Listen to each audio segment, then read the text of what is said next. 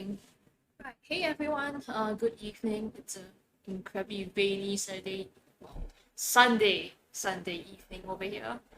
So for those of you that celebrate Easter, happy Easter. And for those of you that don't, welcome either way. So today I'm painting stuff that's been sitting in my backlog for way too long.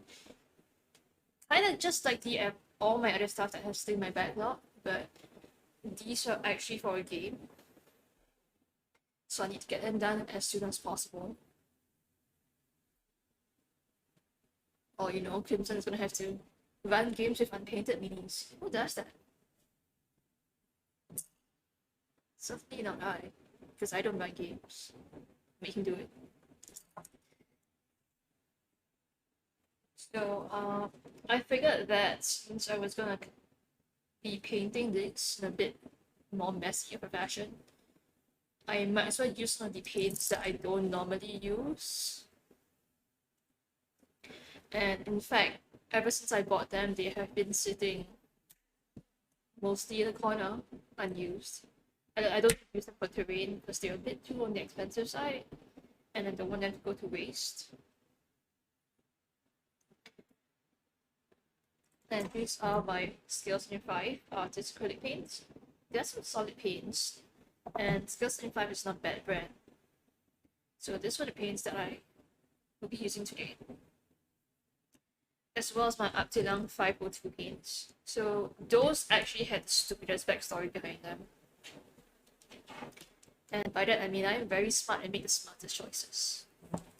Always. Anyone that says that otherwise is lying. Dirty liars.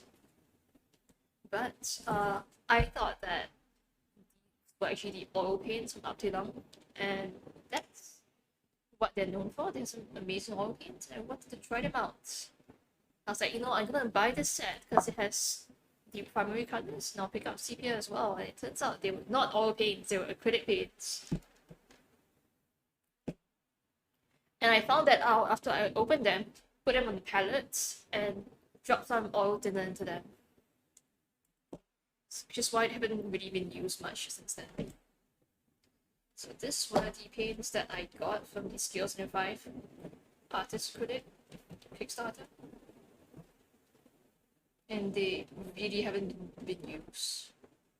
I think like friends had to borrow a couple of colors when painting, but that's all. So I have, black, I have white, off-white, some primary colors, magenta, blues, cobalt blue, ultramarine blue, ultramarine blue. That's cobalt blue and primary blue, which is really just standard blue, and emerald green, which is a mix of potato green and potato blue shades. What I do like is just like a lot of artist paints, they have the pigment on the name on the label of the brush. So if you are going to be mixing them, you have a better idea of what you need to do. And so you have no excuse for when you mix paints and they come out weird colors. That's just you. Mostly you.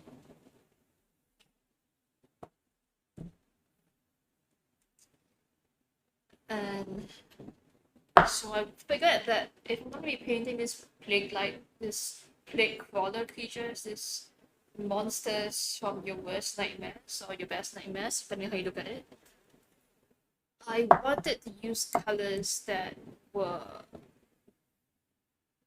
mixed instead of using a lot of the usual colors I would, where I have an idea of the recipe that I have in mind already. So by squeezing this paint all over my palette, I figure that I'll have a better time of trying to add more interesting color nuances. And that way, if you see me mess up in stream, it looks perfectly fine because these are just big crawlers. They are nugglish, undead creatures that have multiple dead or living bodies. combine together. And they're so cute, so adorable. They are new best friends. And then if I'm gonna be painting this, I'm not gonna care too much about precision. Get some crazy, fun, creepy colors in there, and that's more important for me. That's a good thing to remind me later when I start getting too focused on how good or bad it looks. So to start with, let's get some magenta in this place. Because it's a nice color, I like magenta.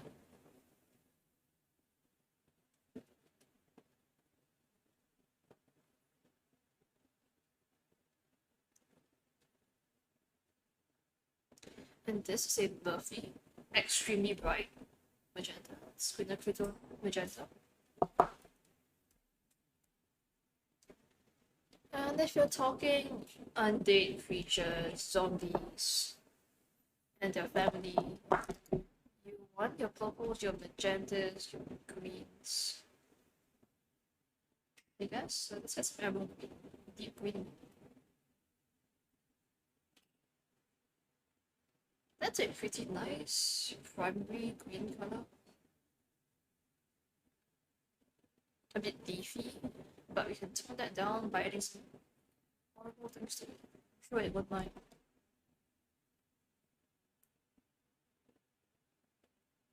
Also remember that my painting style is I have no idea what I'm doing, and I put the pretty colors in the palette. So if you were here looking for tutorials, I'm really sorry.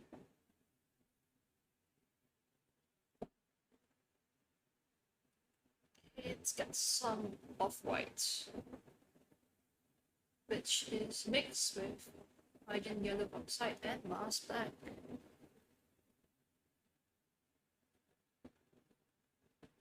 Very nice.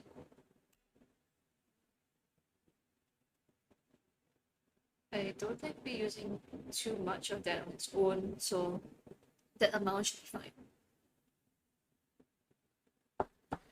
And what else would be nice? Let's get some cobalt blue, because blue is a nice color.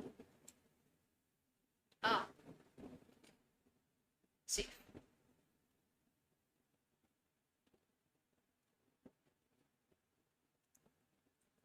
And that is a very nice blue. I like blue. Blue is a pretty color.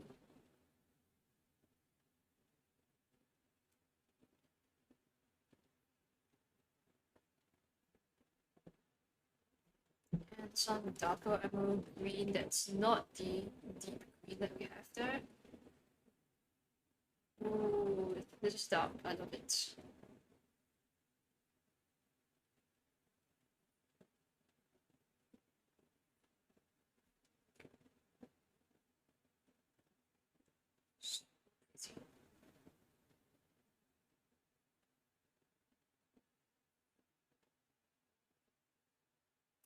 As for why I have so many paints, I always say that collecting painting supplies is a different hobby from actually using them.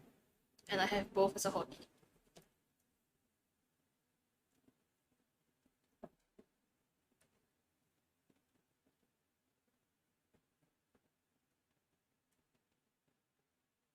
The good news is that that means I have tried a lot of paints and can make some decent recommendations. So that is a very pure.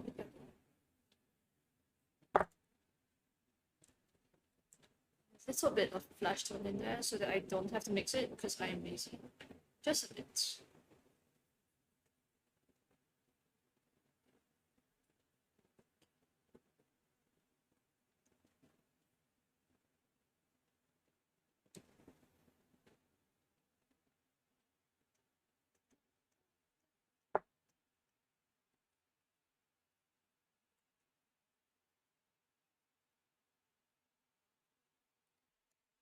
And I used this a bit when I was working on my contest entry for the Victor's Painting Ninja contest. So I'm gonna pull it up again and oh no, it's kind of stuck.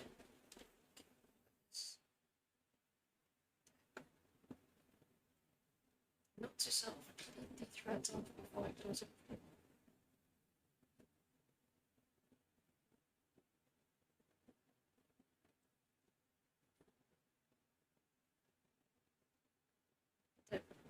So dark, so vibrant.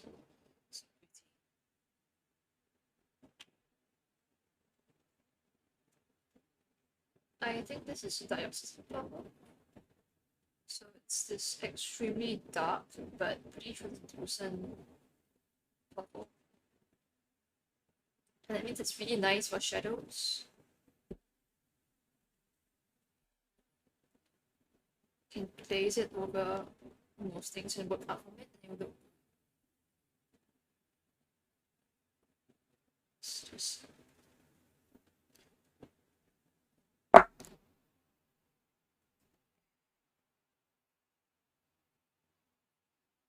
bit of the flow rate.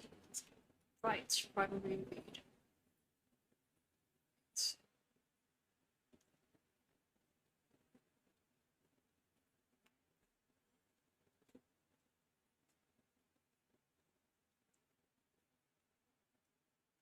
Right, I have lots of colors in here and I have no idea what I'm doing. Let's mix like we are kids in kindergarten again. Doing art class. If you didn't do that, I'm sorry for your childhood.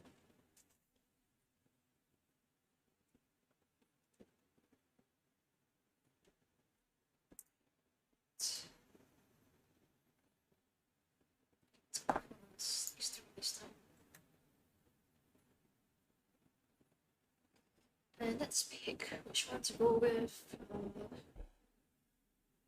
I guess I'll go with the one that I showed off first. Put this its siblings aside.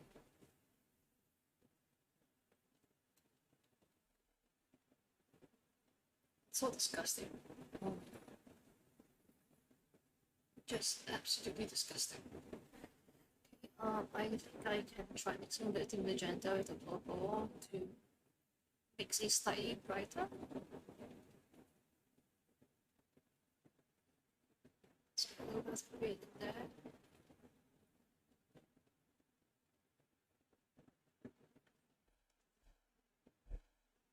No idea how this is supposed to go. Let's try it out anyway. And move the mouse aside. The light in so that it's a little brighter. You can see that basically what I'm supposed to do. Turn it down a bit. So focus on it. And then kind of go in there right away. With all the force of the yellow. Add a bit of water to dig it down. Kind of make a wash as we go.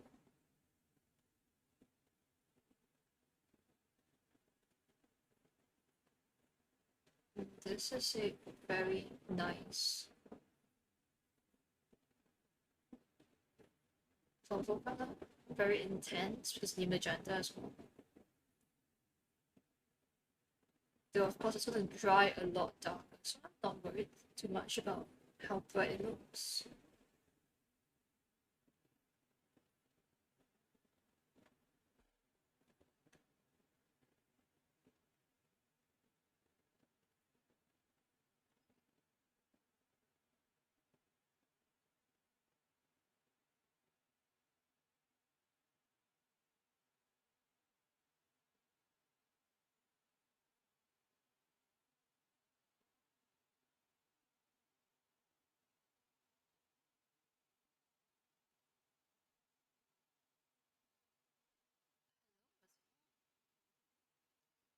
Glad you could join us. I am busy painting with my Skills Unify paints and doing a terrible job, which makes it fun. And hello, fun time, murder time. Thank you for the follow. I always appreciate that.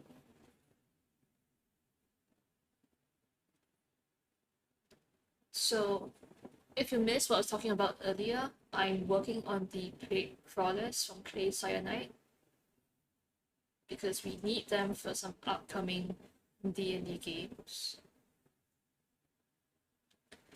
And I kind of want to make sure that they at least have some color on them before the game. Because I think that, these are gorgeous miniatures. It's a shame to play with them unpainted. Ooh, do that.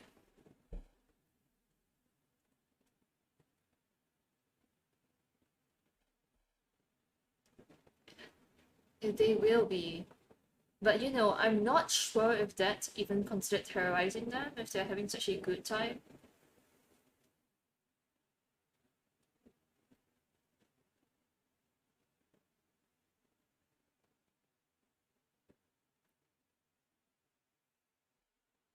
But in these game that they're being used for, we're having like this terrible cosmic horror thing going on for them. And I figured that having some abominations of flesh that were mashed together from people that they knew would be a great way to focus on combat. Which is why I'm painting this.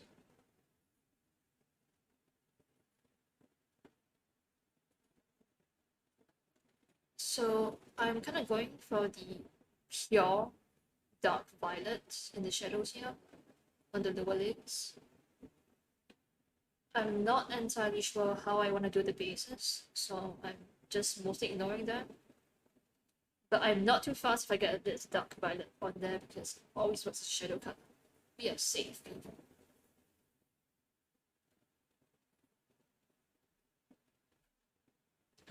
Right, so we've got some interesting, disgusting looking colors on there so far.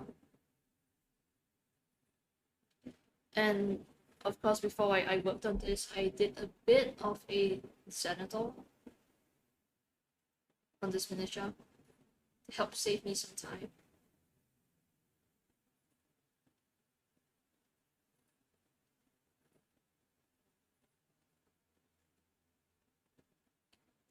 And it's definitely coming in handy because what I'm doing now is applying a thick wash or a very thin layer, depending on how you look at it, and just getting some color on there.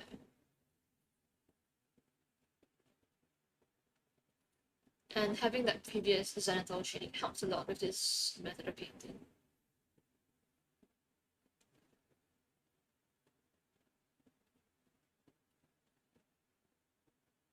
Now this is like really creepy. I don't know, how would you call this? Crystals? Or into like stringy looking intestines, internal organs? Who sculpts this?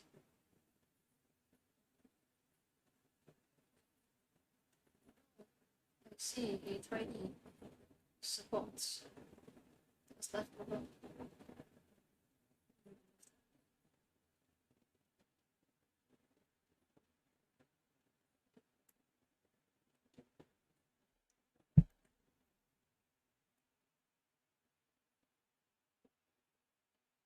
I want to make sure that this purplish magenta color moves up as well into the rest of the body.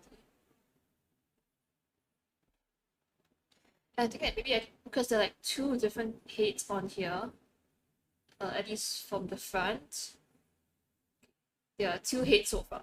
So it's a head count of two. I kind of want to differentiate the heads a little bit by using some vaguely different colors for them. So maybe I can just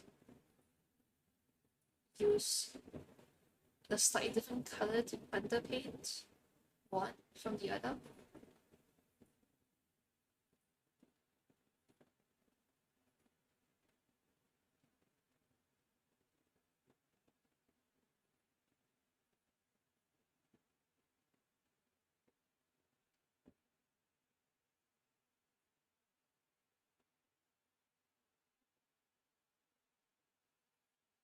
And yes, this is something that it would be great to use speed paints or contrast paints on. But I tend to have more fun mixing my own colors from scratch. So I don't use those very often. Really mainly on terrain. Okay, so I think we can go with magenta-ish versus green. Let's go green for this. And it's a bit of the brighter emerald green. And let's dirty it up. Let's add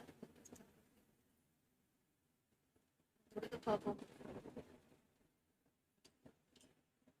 It's a bit too much.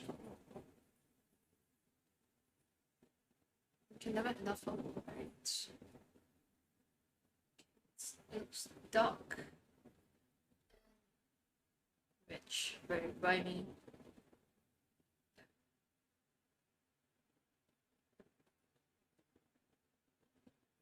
Very dark in color compared to the lighter magenta-ish purple I applied.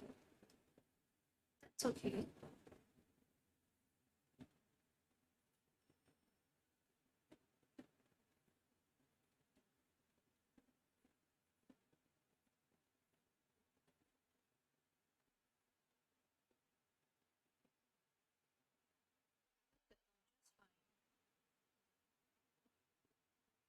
Even if they don't have a choice, they're stuck together.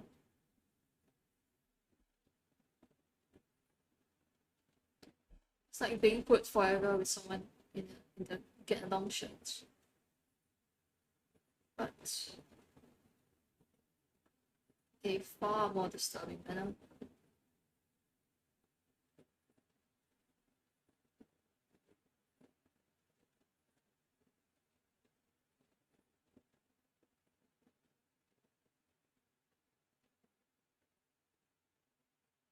Oh, I love this.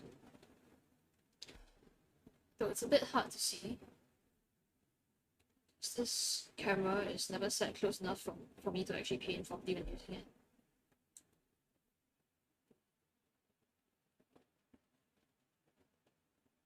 And so I end up painting half the time off camera. No one says anything. I'm sad.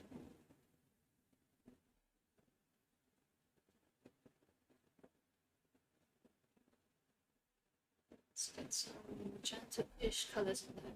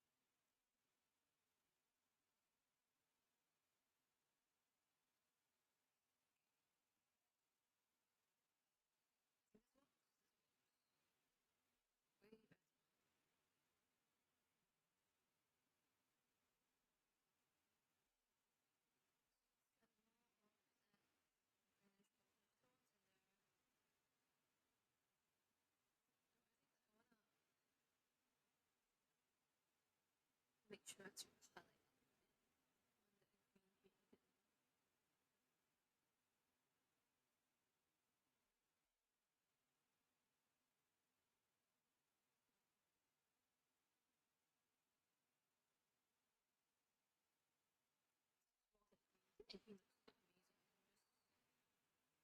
Looks absolutely fetid.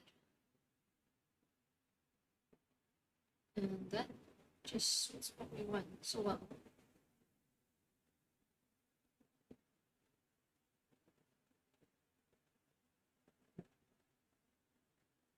Bring a bit of that green in here.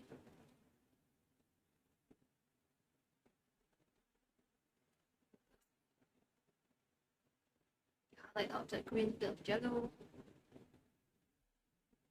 Just.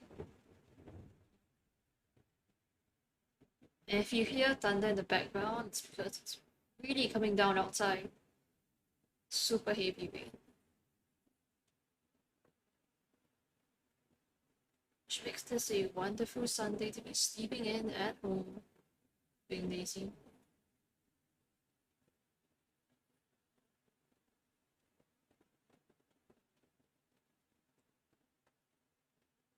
Just poking up a little bit of yellow on that. So the green isn't just green.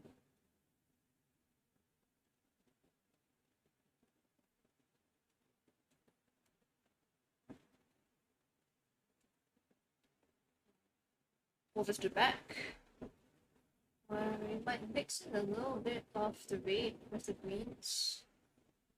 Just add some color variation, especially along these muscle strands, these tendons.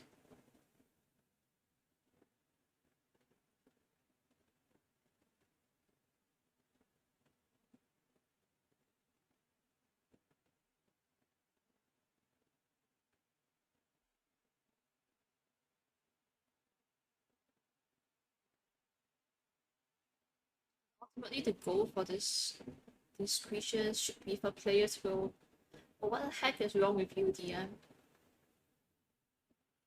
And we can achieve that. We can do it.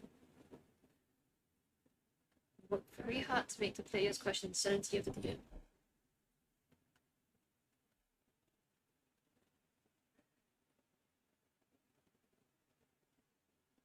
I'm sure they're gonna love it.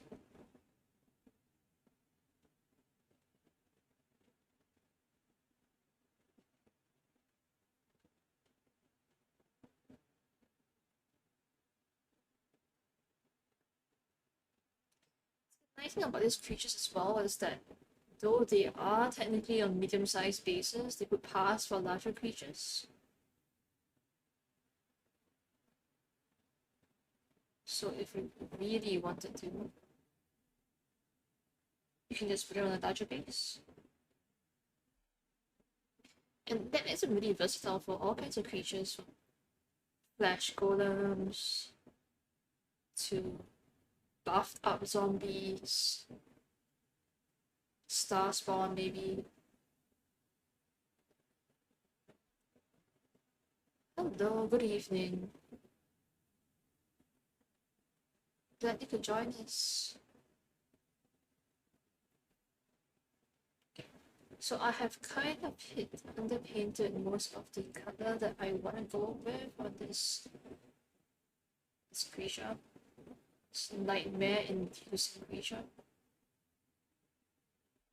And we're actually working on right now, once I'm done highlighting the purple bit of the green, to start going in and picking up parts that need more detail. So let's do this the easy way. Take some golden flash and add a bit of magenta in that for a much warmer, slightly pinkish flash tone. Mix a bit more because I put too much magenta. There. So you want some nice healthy skin on this plague for the nightmare friend. Make sure that it's taking good care of his insides and outsides.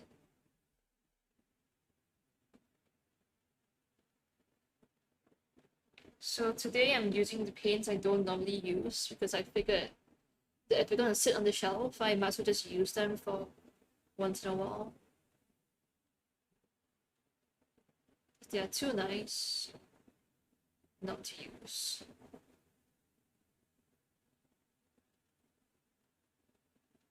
Just roughly, extremely roughly, really highlighting the muscle tendons in the chest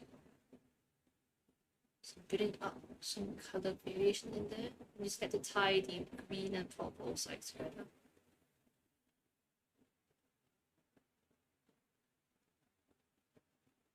If I need to go back in later on, some much brighter colors.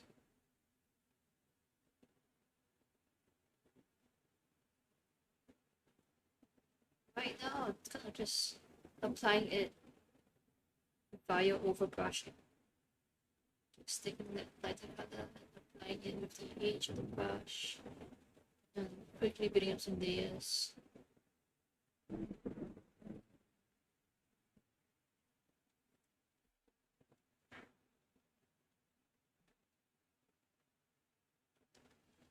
It's exactly the kind of thing that you want to paint on Easter Sunday, guys. Mutated zombie crawlers.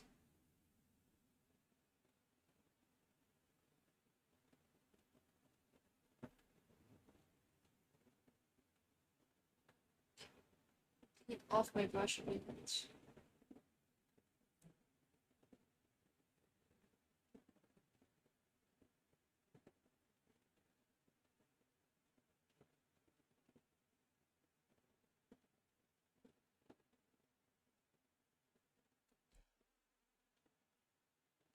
I just have this feeling that when they see these creatures show on the table, they're gonna be so happy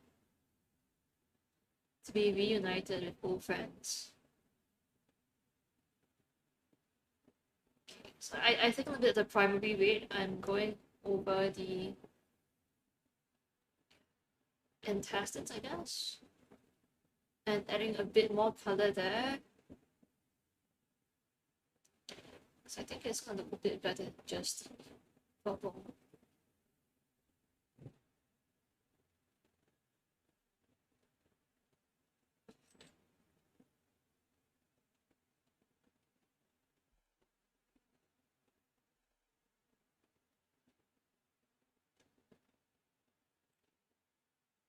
This is the kind of painting that'd be great to do with all paints, if you have them. Because painting creatures like this, like zombies, like flesh golems, nuggish creatures, so on and so forth, it's just easy blending practice. And yes, it looks pretty awesome. It's on the Clay Cyanide Blade Crawler set. It's called the Wrath of God. And it just features creatures from mythology, cultists, awesome cultists, and a here. So that's where my favorite blue boy comes from.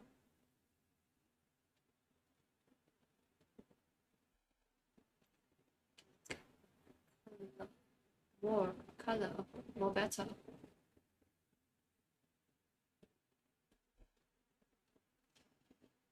And a little bit up in there, I can see that underneath the arm, there's a bit of spots I haven't reached. I want to make sure I cover all the spots. Okay. Like compared to the other two, the one I'm painting right now is the most tame. It's his friends, and his friends have more heads. It's great. Also, this part that I highlighted just now is actually part of a skeleton, so I need to paint that up later. Let me just knock it off right now. So paint this with the off-white.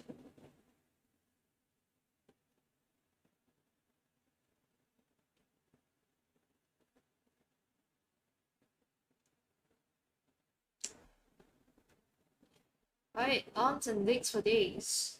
No wastage at all.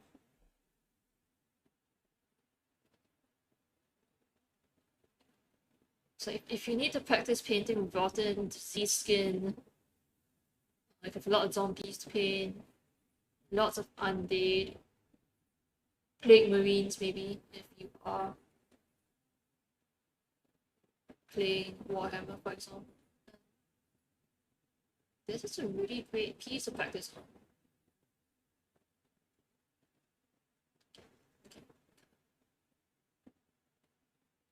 A little bit of the off-white on the skin there, on the bone there.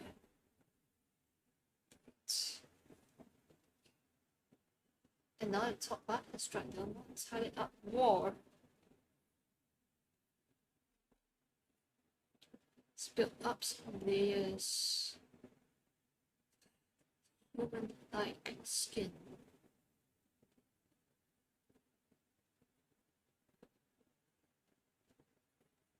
Build up melted skin on the heads. Arbitrarily highlighted. This paint is a lot more fun when you paint arbitrarily. A bit more of that, more on the chest. Just place that you want to focus on. Of course, you will notice that right now the ribs are where your attention is drawn. That's because they are highlighted with off-white, and that draws the eye. That's okay. Work on the other parts. And bring that up as well. They're gonna get a lot more attention. For example, if I start adding a bit of off-white to the highlights on the face,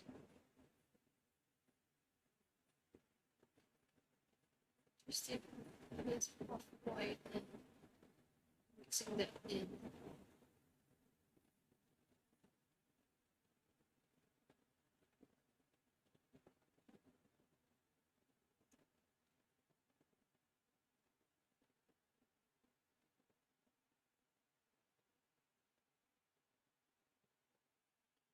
In the highlights, bring that out. I think that if you really want to paint this particular miniature to a high standard, it take a really long time to do it.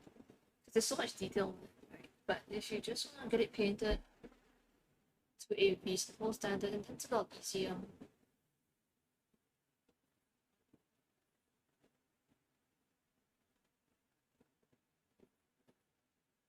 Let's see what we can do about this.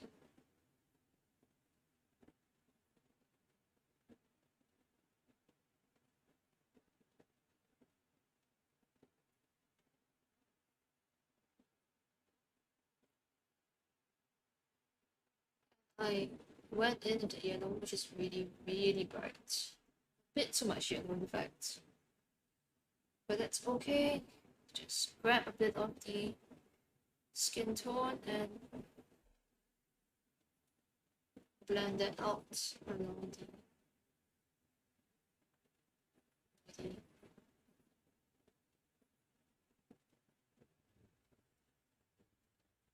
Just build up the highlights there.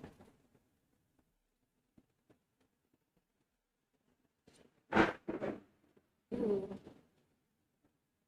Thunder in the background is really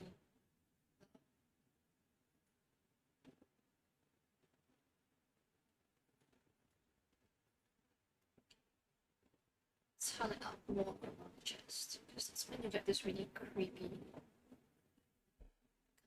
glow going there, I think. And that will make it interesting. So add a bit of magenta and spread it along the way.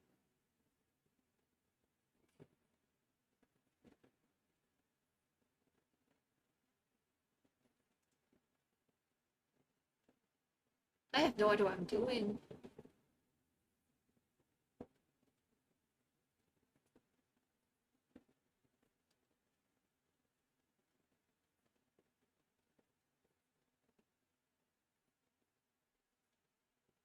I'm kind of just adding on more colors as we go, make this brighter, more interesting. I'm not even really trying to paint much detail. I'm using a lot of brush strokes in there to build up more color.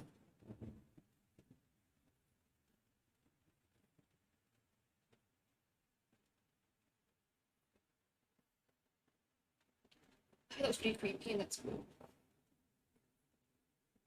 Right. Gonna take this off-white and start dotting the little bits down here that need more for now. Because I've underpainted in this gorgeous violet purple.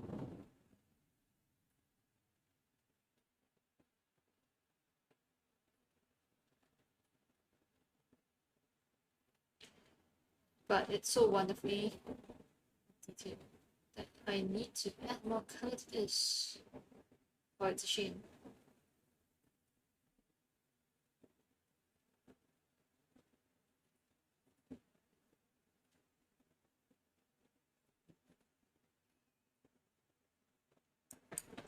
Should probably go for a bigger brush. So I don't actually need to be very precise to the application.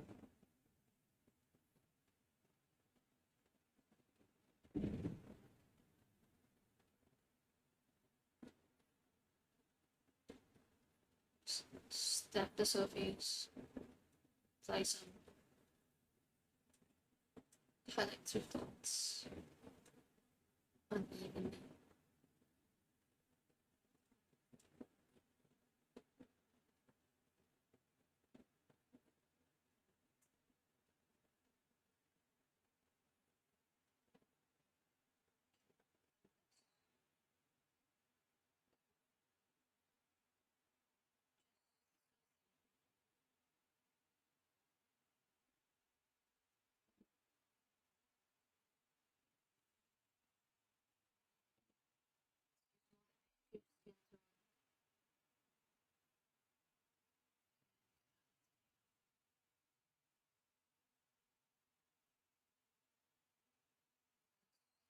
Bit of it for me, and then set it.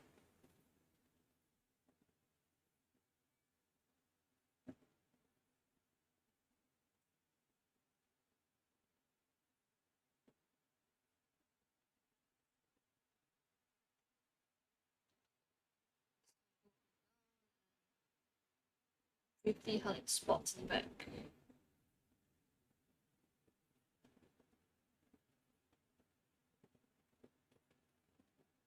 Just a little bit of highlighting, even if they are not the focus for the painting right now.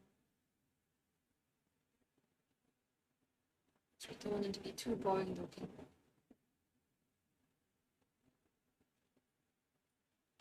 And the good thing is that because me has so many details, you don't actually have to worry about painting in a lot of detail. You can just go around with the highlight spots, and whatever detail has already been sculpted, it will show through just fine. That's been made in a sudden bright way. Yes, that's stuff. Just look like you stitched it together, and I'm very happy about that.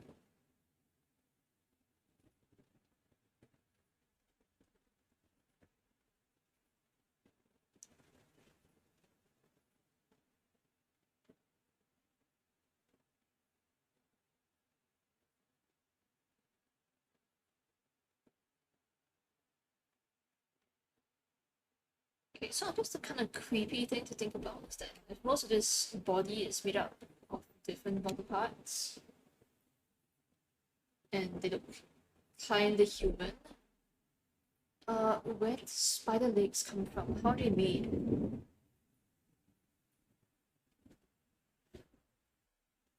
Are they like spider legs? Or are they like, you know, bone claws, spurs? Where did they come from? And why am I thinking about this? I don't know.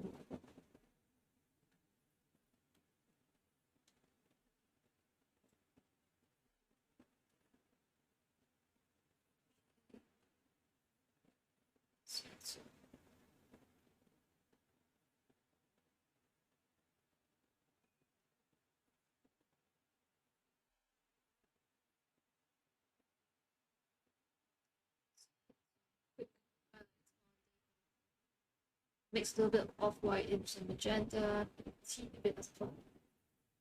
So yeah, so easy highlights.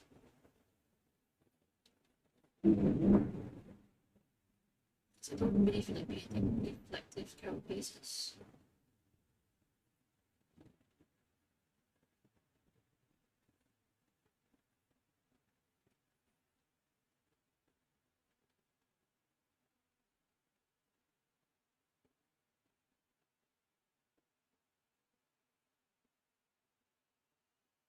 When I mix a highlight color, I can't just apply it randomly across the model. Because the only thing that matters is that it's a highlight, and not so much what or where I'm supposed to highlight. Just place highlights. Paint like you're colorblind.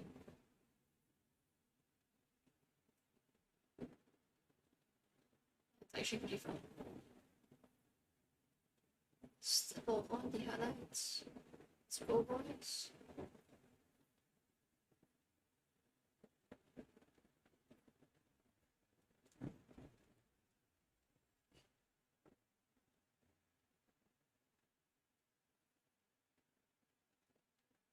I mean, you kind of have to focus on putting them on the upper parts of the mini, but beyond that, the exact areas where they are is actually not that important.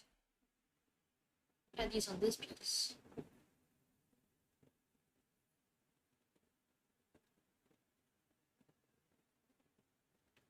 It may not be so for other pieces. That's okay. Something to worry about when painting the other images.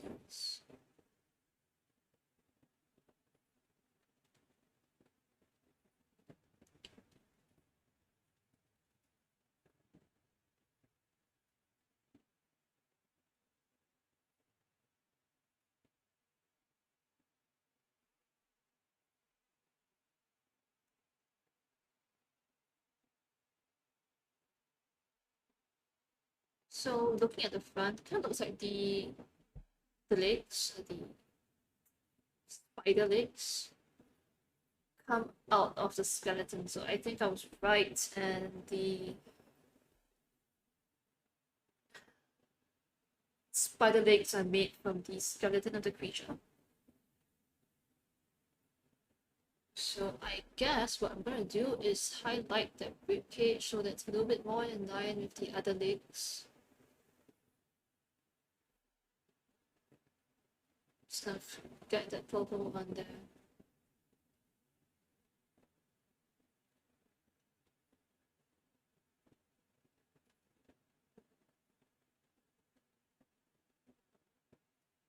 My goal is to make this a nightmare to describe. Good luck to the DM. So if you ask someone like what color this is,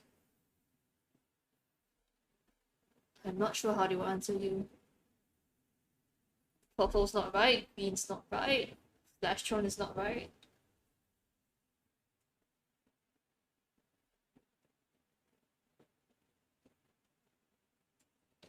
It's best just let people fill in the blanks with their imagination.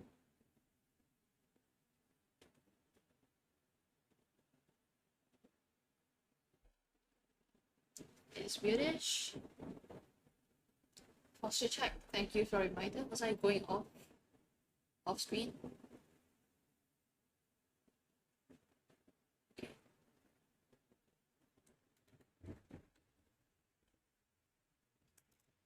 Now it's for the fun time. What color is this? Yes, all of them.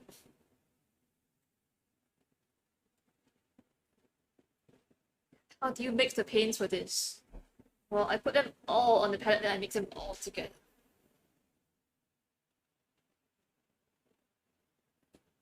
Like, I'm a 5-year-old doing art class, and there were extra paints left over. Because the answer to that is when you mix all of that together, it comes this brown. It's a greenish brown, no matter what you do.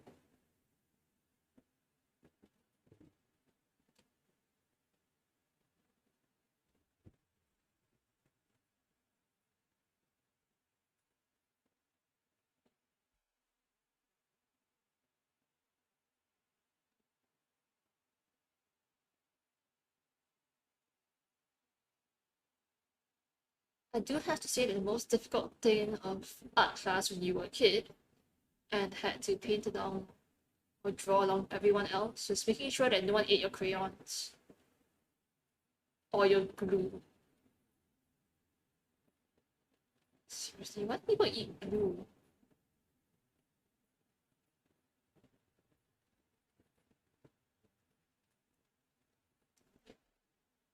And I thought that getting that glue stick that's a bit blue or purple in color would stop that because it didn't look like food. I was wrong. I was very wrong.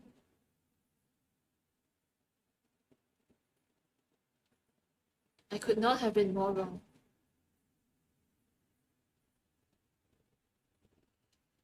Everything belongs in mouth, yeah, I know, right?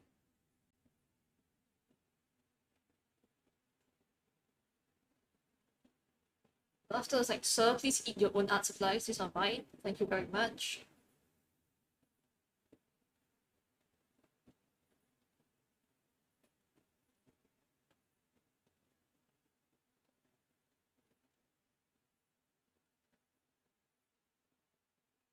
And it's come full circle because now as an adult, it's more like, can you please stop licking your paintbrush? I mean, okay, if I lick your paintbrush, it's fine, but don't lick my paintbrush. It's disgusting. Just a no, right? Oh, so I just figured out something kind of cool. You know, that's yellowish things that I've been painting. Guess what they really are? You're gonna hate it. Everyone's gonna hate it. I'm just gonna highlight the helmet as well.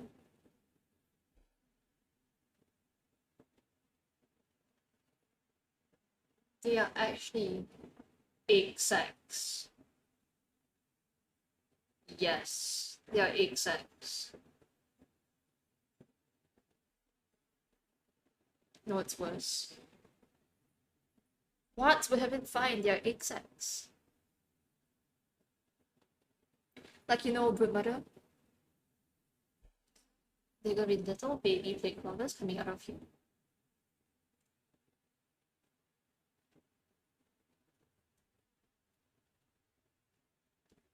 That is wonderful.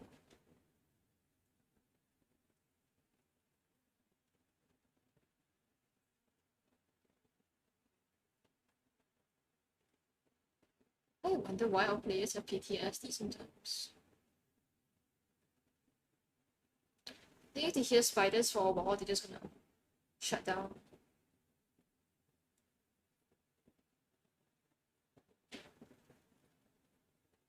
See, that's the difference in reaction between a dungeon master and a player. Right there.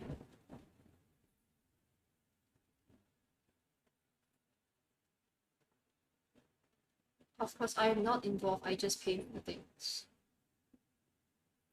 So it's not my problem.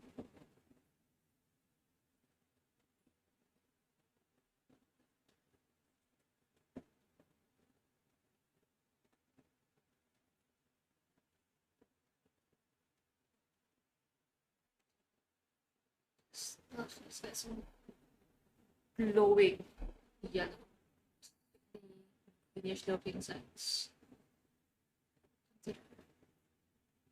Just absolutely disgusting.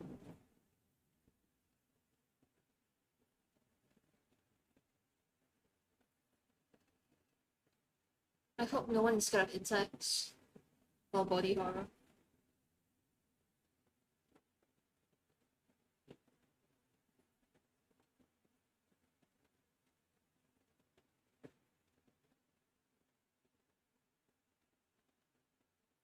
These are some very proud dads raising their swarm of little watsy children. Should be proud of them. Hello, the height.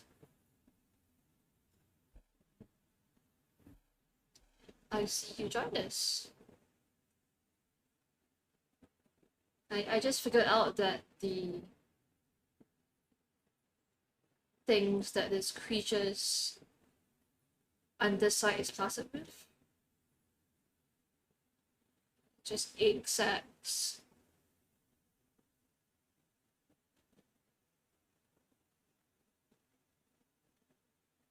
I guess you could technically also paint them as like tumorous masses. But where's the fun in that? No eggs, they're eggs. Okay. Yes, you finally caught us in stream. Glad you can make it.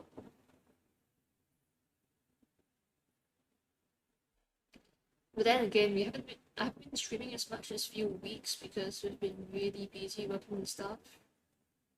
And sometimes I need the extra time to work on orders in the store or painting things up for our games. But if you've been hoping to catch me painting more often, then good news for you this week. Because I will be taking over one of Crimson's streams for the week.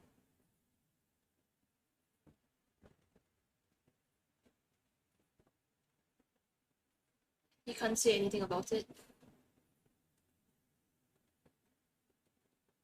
Mm-hmm.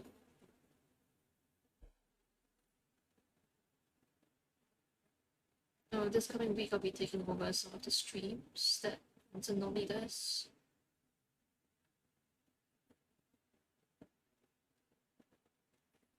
Because, you know, we've been really busy and he needs a bit of a break from streaming all the time, so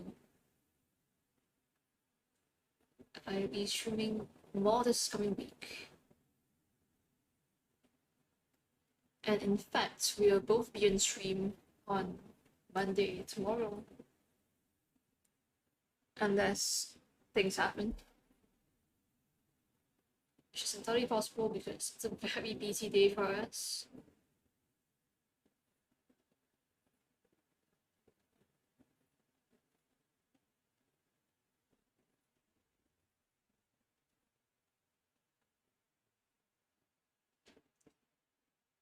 Painting.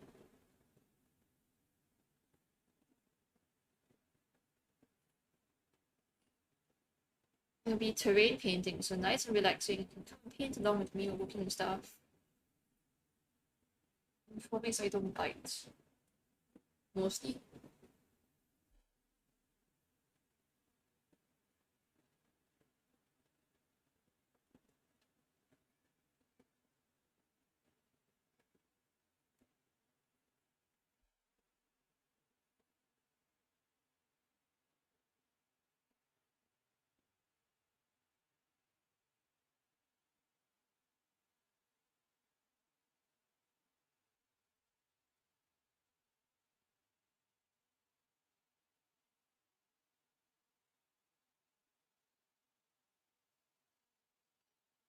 I went off camera there, oops.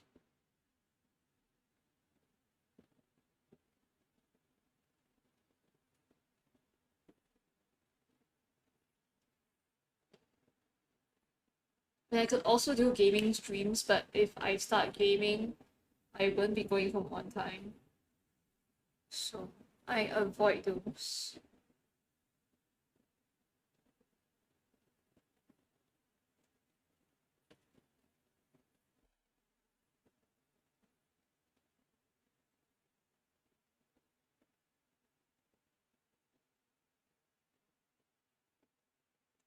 But I do know that there were a few games that we were chatting about streaming. So, maybe.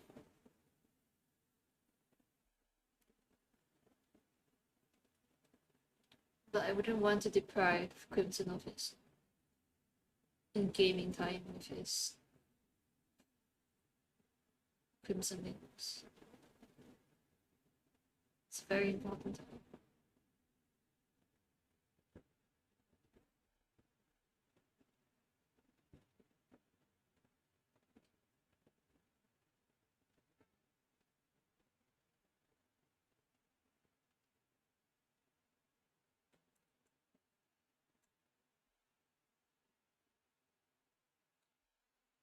Looking at all the pink that I'm using on this and the magenta made me think of the hardware store where there's this really gorgeously bright hot pink color, but it's not even called pink because they found out that people weren't buying that color when they called it pink.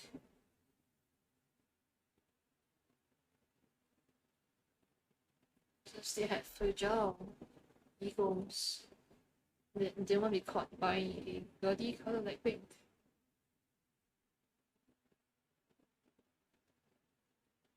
That's just dumb.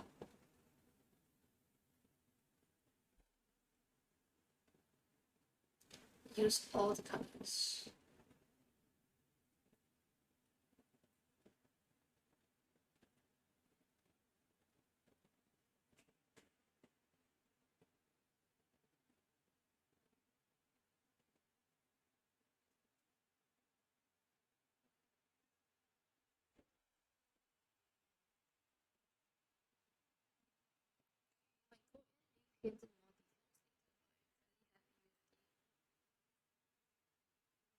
Shading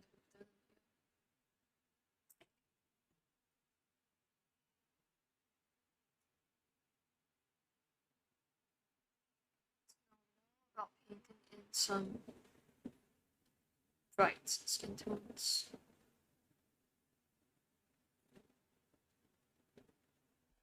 So,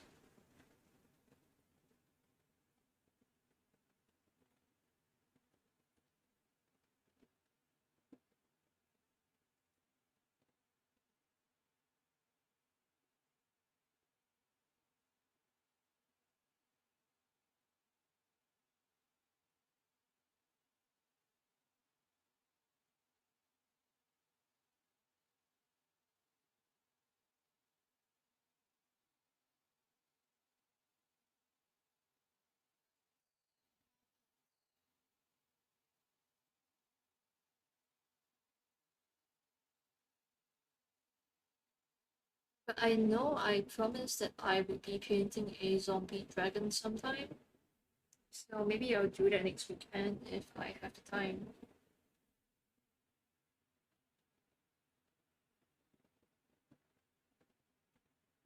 If not, then maybe I'll just do it, video it, and upload that process online.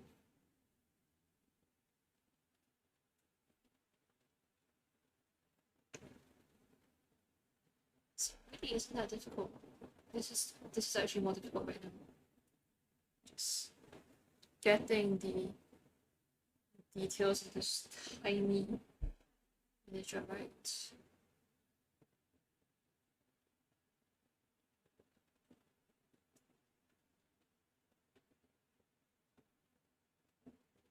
And this is a bit of a speed paint because I want to make sure that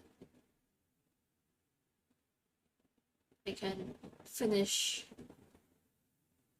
this and the other miniatures on time. So I'm definitely not gonna go into super huge detail.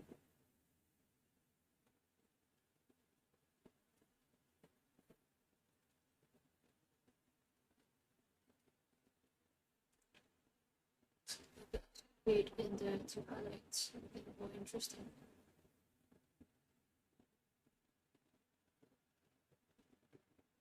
Ta-da.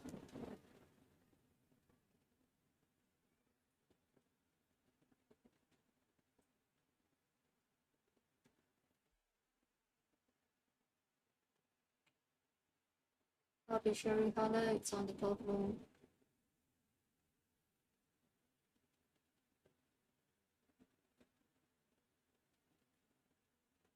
A big chunk. Creating the white. Purple on there.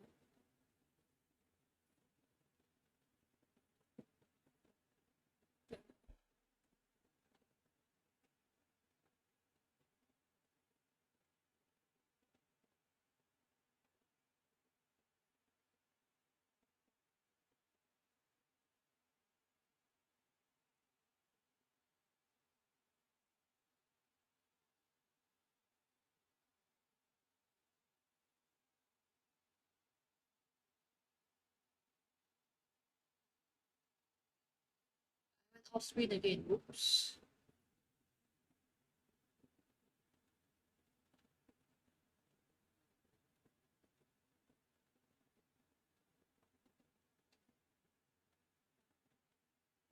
Just bringing up the highlights on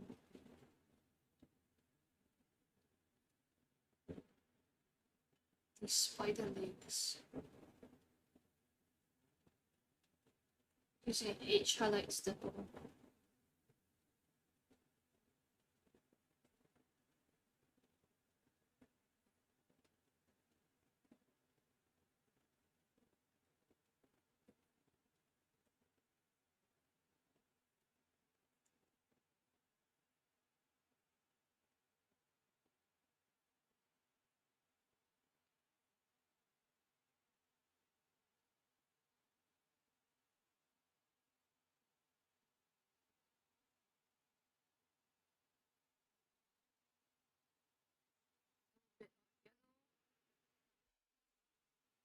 It's mainly for the green portions.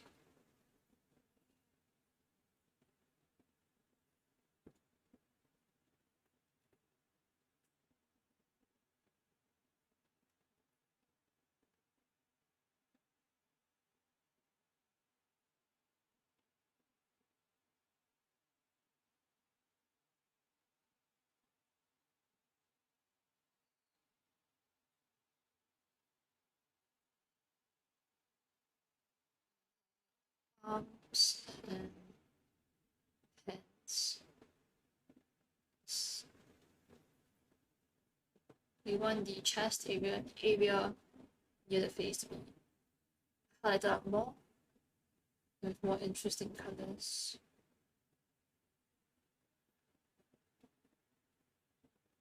Just let your eyes focus there.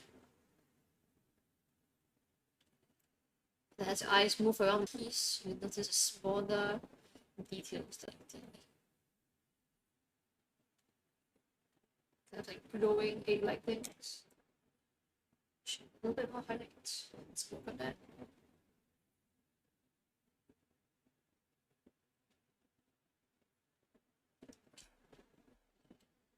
Just a quick thought.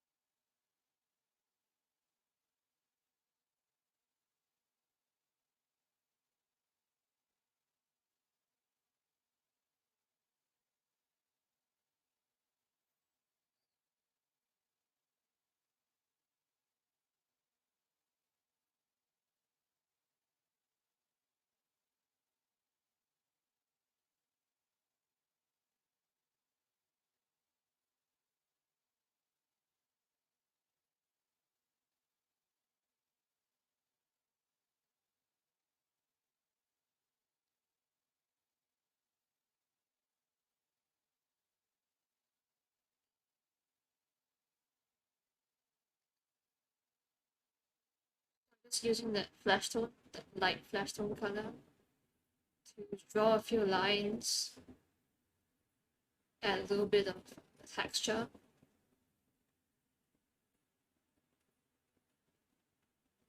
The downside of using paints that they dry really fast, so I need to make sure that I keep a brush wet with them. And not be afraid to add a lot more water than I usually do.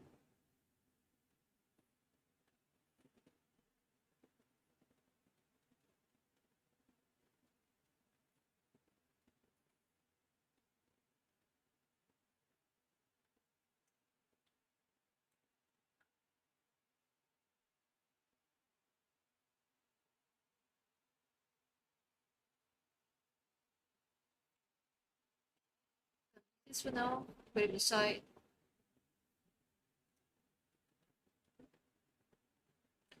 And let's jump to this one. So this one I jumped to because it has this giant mouth on the bottom. It's disgusting. It is. It's creepy. And they're like two heads, you would think. But if you look down, it actually has one more head sticking out on the bottom. And then on the left side. And you rotate it back, you realize there's a total of like 1, 2, 3. Let me think. 1, 2, 3 heads on the bottom. And this creepy looking face on its butt. So that's kind of like having 6 different heads on one miniature. And if that's not creepy, I'm not sure what you find creepy. So I'm gonna go with a kind of different color scheme. I didn't use a lot of red just now. I used red here a lot more heavily.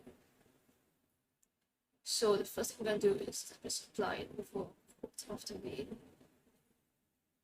Then down, of course.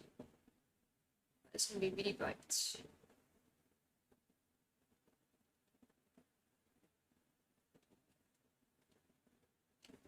I'm definitely gonna have to get more of that purple as well, because it is a good color to use as a shadow. That will be my main shadow color for these pieces.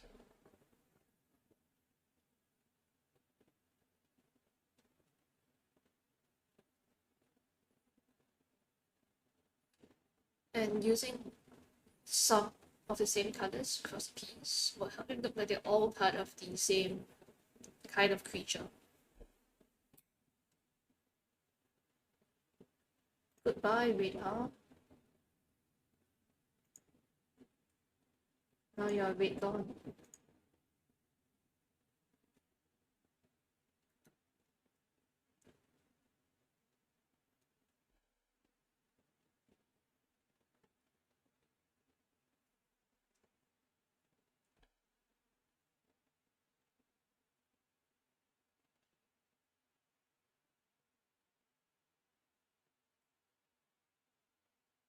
A little bit of magenta as well to mix slightly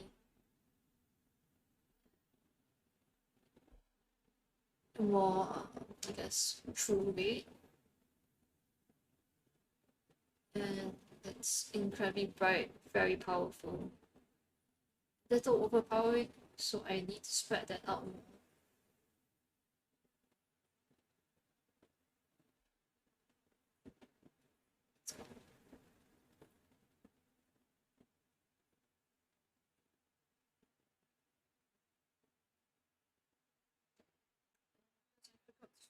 Bigger brush. Oh, size 4.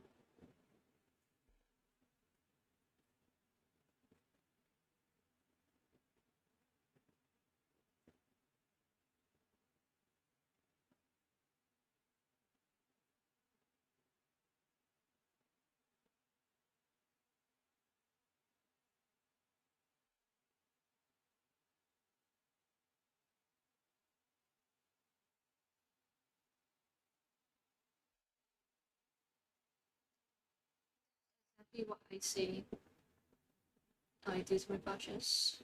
People don't believe me, I just abuse them terribly, just like this. So long as you keep cleaning your brushes and you condition them, and you try not to let the paint get up your variable, you can get away with really putting your brushes through the bigger.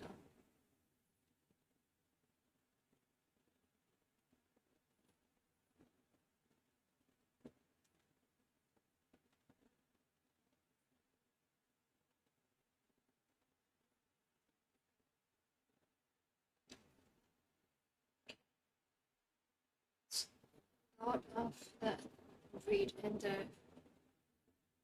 very good.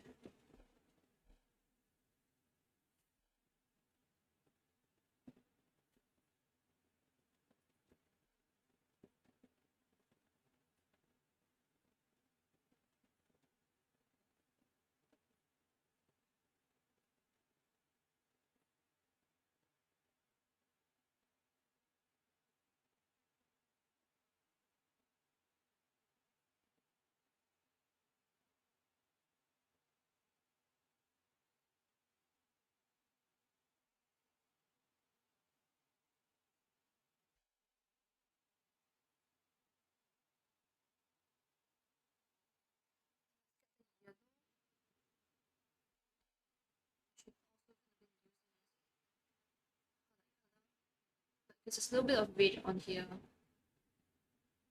It's a lot warmer than it usually does.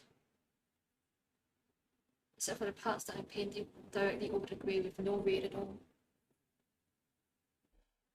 And that's normal because when you paint yellow over grey or black or any cool color really, it will turn greenish.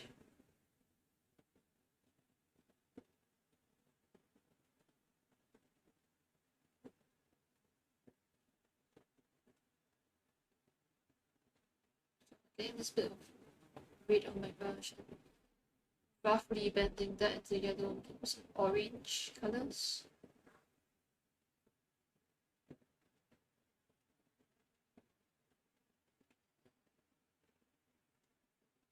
And it looks a bit ridiculous.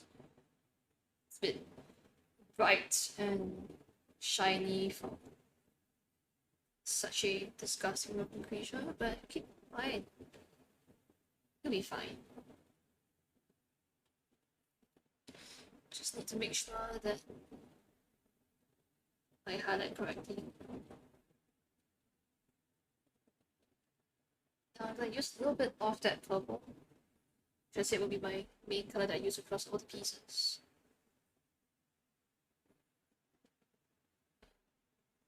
So roughly paint that underpaint.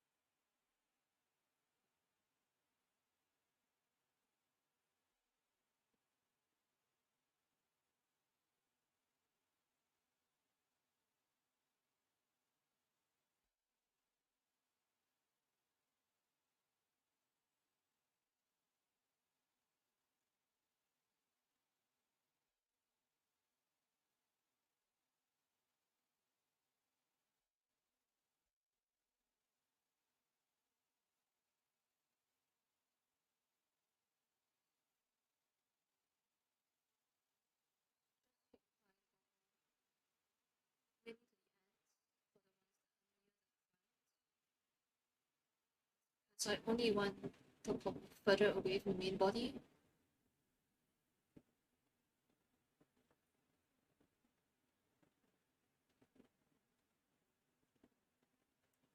Take a quick bit of magenta, blend.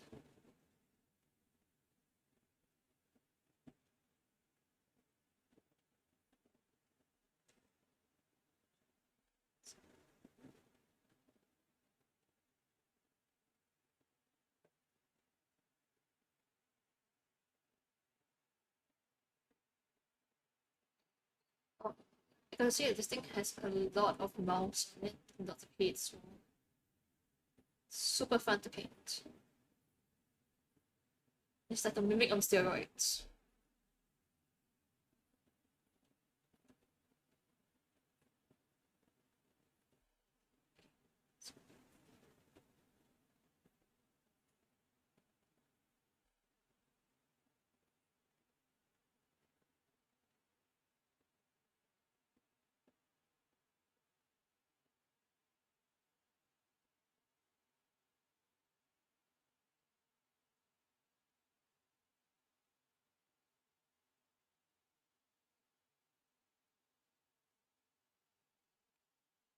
Arguably moderate, yeah.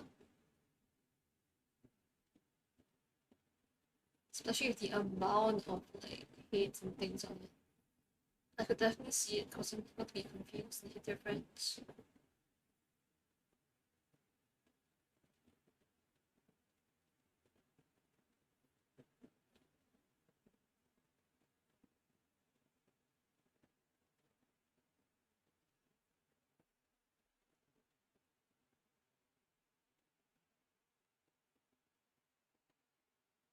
It really looks pretty unholy, just with the base coats. But I think we should let it dry for a little while so that I don't have to worry about damaging the paint job. Teeny tiny support that I missed.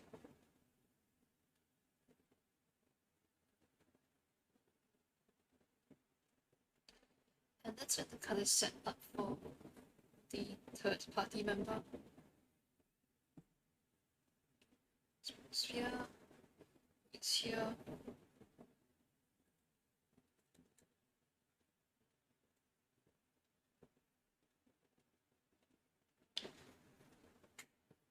And this one has like 4 hits on the back. I guess it's always alert, it's never gonna miss attacks from behind. And it has a very rough scaly skin and the familiar disgusting looking egg sacs underneath plus like 4 hits on top. So I guess it's the process of making the nether of these creatures. That's disgusting, I love it. Okay, so and this time let's go with the other colors I haven't been using. So let's get the green and blues in. Swing out to see. Really bright blue. Just mix this blue down and start applying it. Just messy.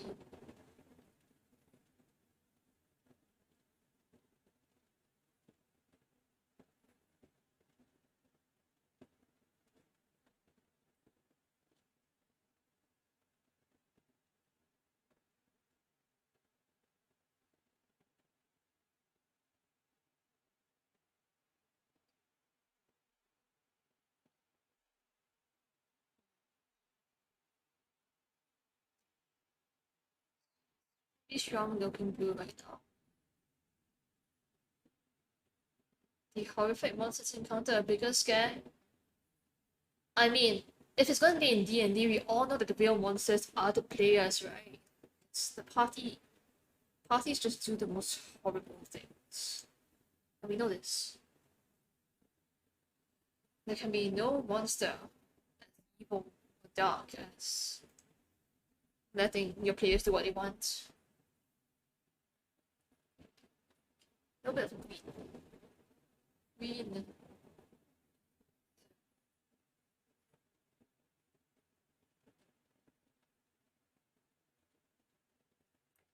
I mean, so far, they've looted the dead bodies of their friends.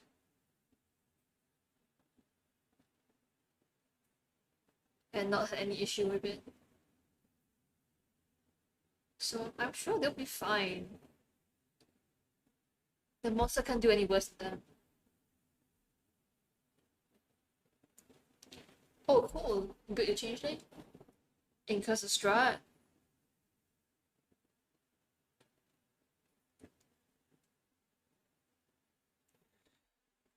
I feel like many things start in Curse of Strahd, and even more things end in Curse of Strahd.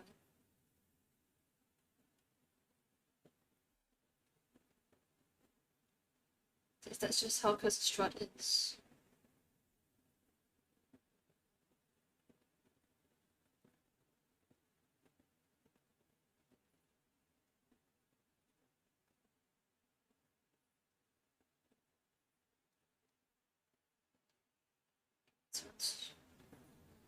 That green actually looks like it's gonna work really well for like glow effects. It's one that's almost spectral, which is pretty nice.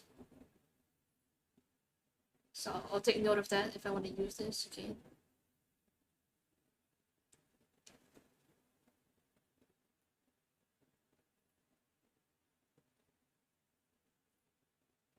Spooky. Ah, Changeling Hexblade Warlock, yes. Classic build.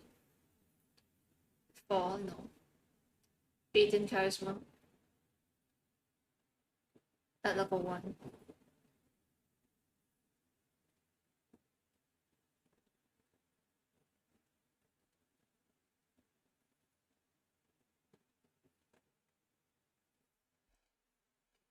A little bit of brighter green in here again, just for the face.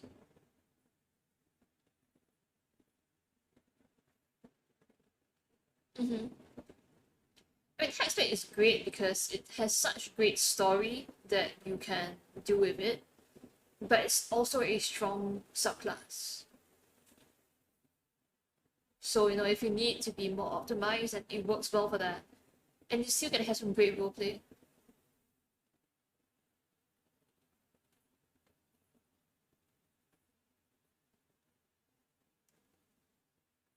That's really important, right? Like, no matter how optimized you build your D&D character, you want to be sure that you can have some good story for them.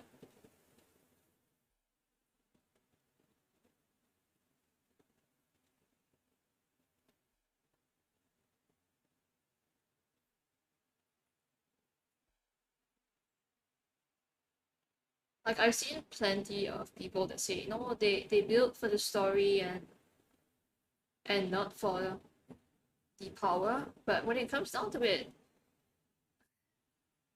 they have to play in a much more meta-gamey fashion because their characters just don't measure up otherwise. Like for me, I like building characters that can be useful in combat.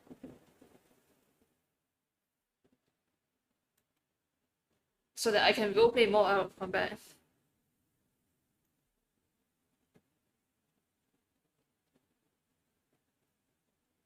Like, I really don't believe that you have to min-max to build a character, but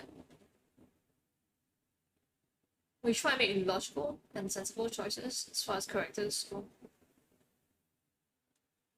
That's the most important thing, I guess.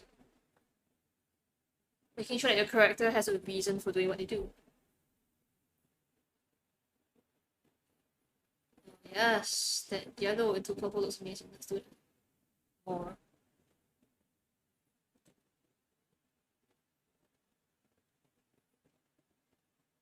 Mm-hmm. You know, that sounds like a horrible story hook for Ravenloft. Just because your DM is gonna have so much fun with that. Just traumatizing you. But also, that's the best kind of story hook.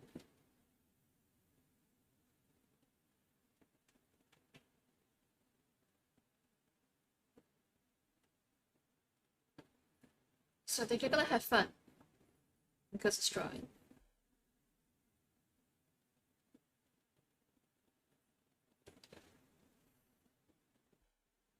Because Strahd is really a campaign that challenges your character's morals and choices.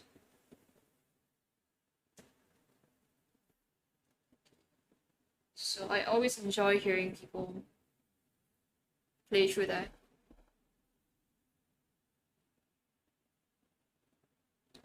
It's just that most of them also don't happen to survive playing through them for very long.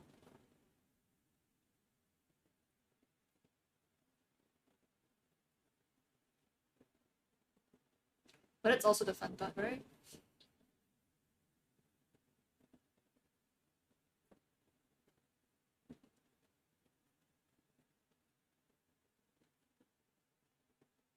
Mm-hmm. Are they spiders? Or are they something else entirely?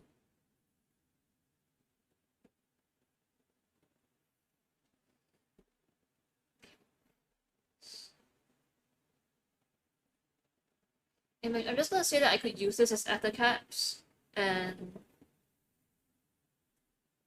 I don't think the players will be very happy about that.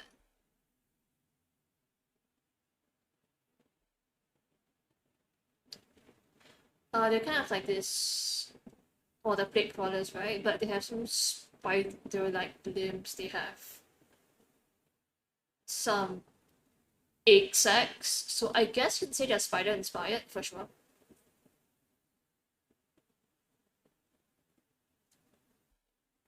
But they're basically a bad time, just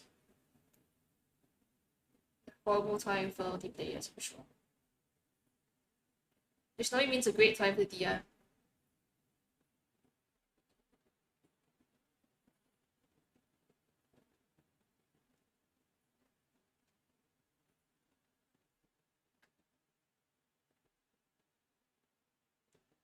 Yes, it's always nice to have a backup character.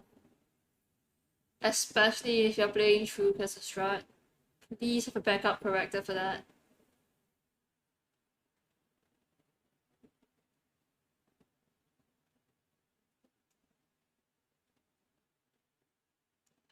And changes are a really fun ways. Especially when you will play the personas in an interesting way.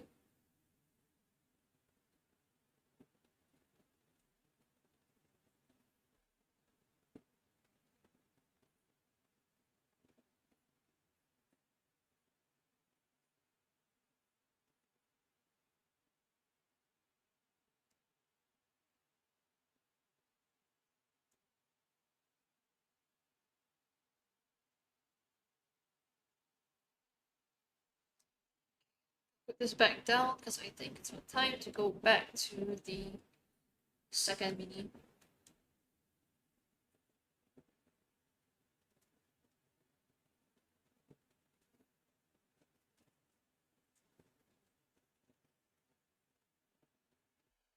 I'm gonna smack you.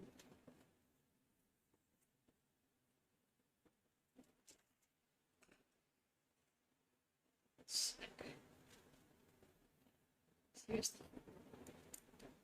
Okay, anyway.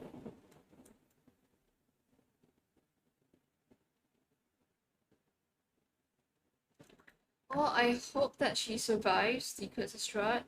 It is a fun campaign.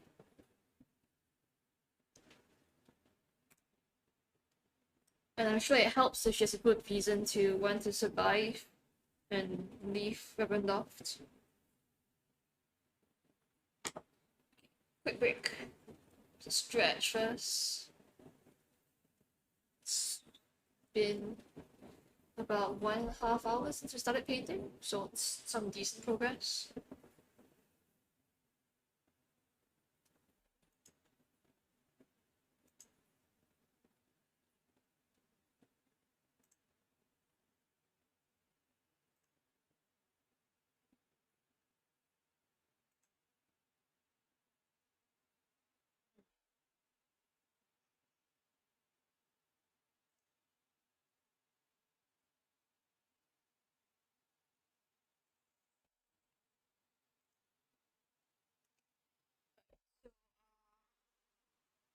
If you missed the early part of the stream, what I said earlier is that I'm working on some blade crawlers from Clay Cyanide, and this will be used for one of our D&D tables.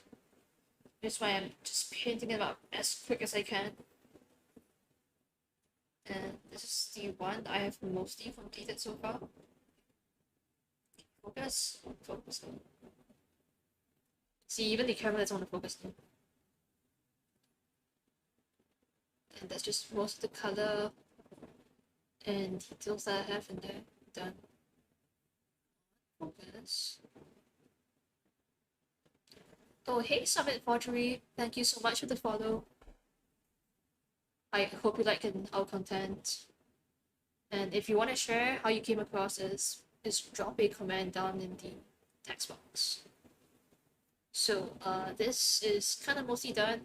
I went with a purple to a bit red, pink, and then green and yellow for the highlights. And this one, where I'm also doing underpainting, I went from purple to red. And then I used a little bit of magenta and yellow for the highlights. So you can see that for these, I'm doing a kind of different painting style from what I usually do. I'm going to do more of a colored underpainting, where I did a zenithal coat for it to add more light and shadow. And this one is a much cooler color scheme. And that is more than just tummy mouth. You should check it out. So he has a tummy mouth. And a side tummy mouth.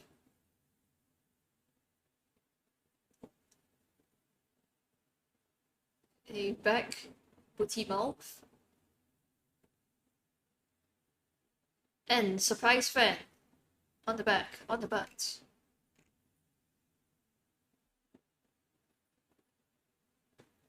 Look at that. And also, he had this egg sacs that I painted them as the egg sacs on these. So I may paint them in a similar way for this as well, but it's kind of really cool and creepy. I love it so much. Or rather, I hate it so much I love it. Players only hate this. But that's what makes it fun.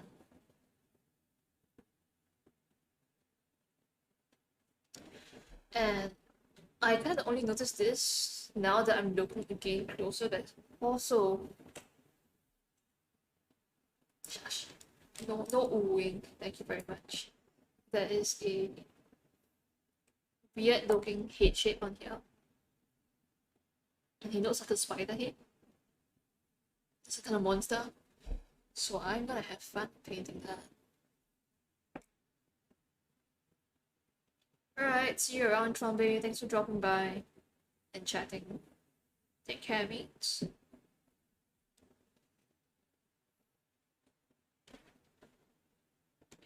I mean, I think Warlock's do okay in long fights, because Eldritch Blush is an Eldritch Blast, not Brush.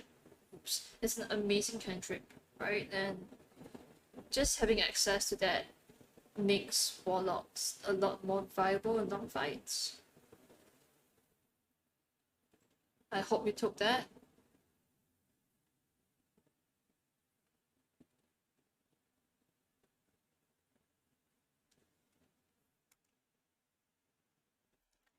It's a bit of...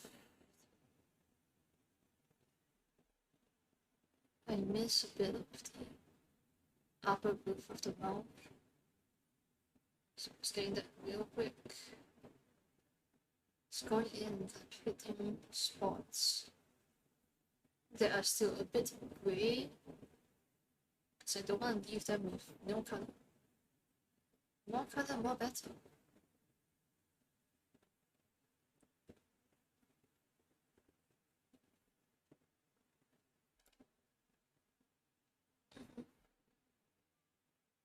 How long have we been doing this? We started in around October last year. So, not that long ago. I can't count, but I think it's been about 6 months, just under 6 months maybe.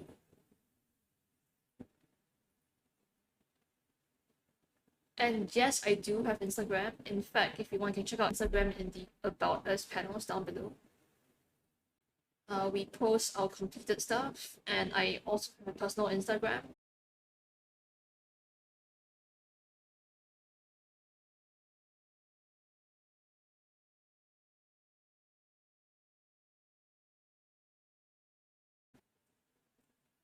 Generally speaking, though, painting miniatures on Twitch is kind of just a way to paint stuff and force myself to be accountable for the time I spend painting. And of course, once in a while, I get to hang out with the community as a whole. And it's nice to have the company while painting because I have an immense backlog. And just having people around to chat with while painting means that I stop talking to myself and start talking to my imaginary audience instead. That's always better.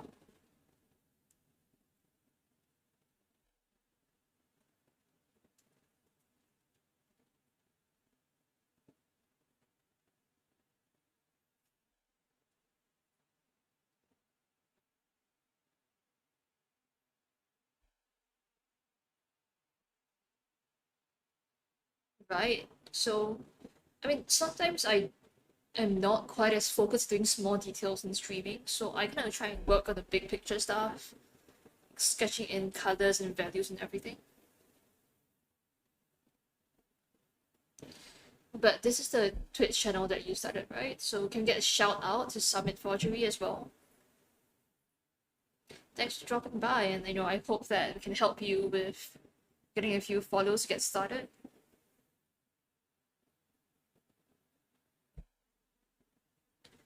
Thank you.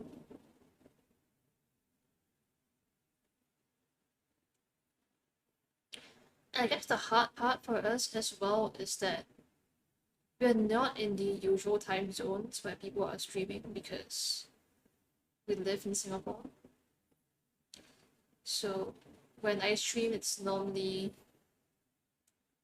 the early morning for our friends over in the US, or maybe noon for our friends over in Europe.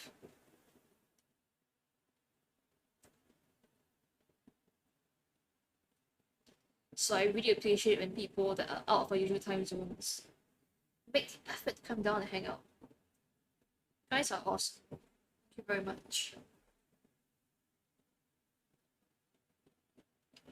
More off-white with that yellow. I think we need to bring up the faces majorly.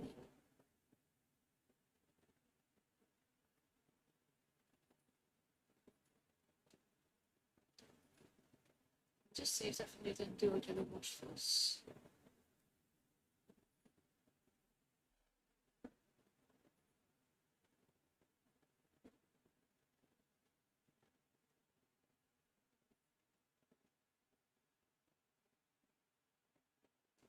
And yeah, I think I also find that a lot of painters don't really paint for Dungeons and Dragons.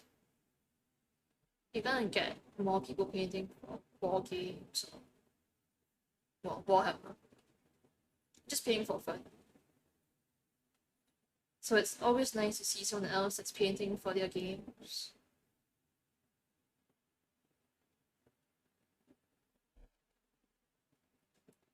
We are in Singapore. That's a little red dot on the other side of the earth from you. We're in the GMT+8 time zone.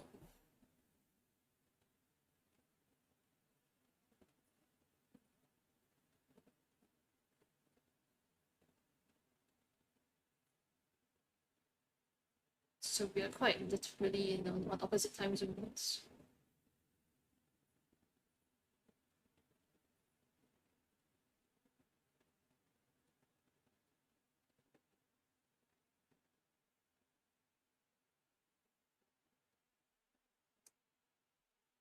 Good morning, indeed.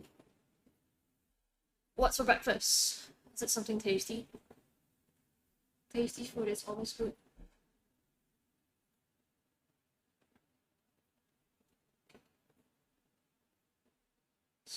Get more yellow up in here.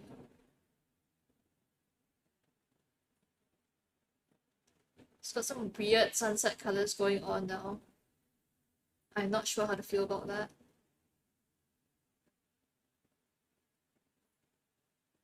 Enemies tears, yeah, always good. A bit of sodium to start the day.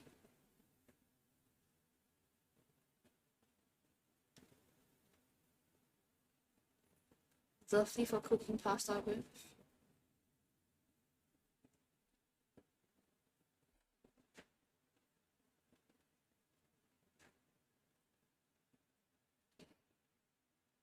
That's all messy there.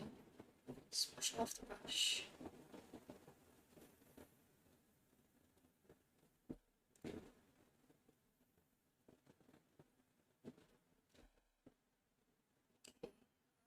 Let's work on getting some of these skin tones buffed out. A bit of the pure magenta here.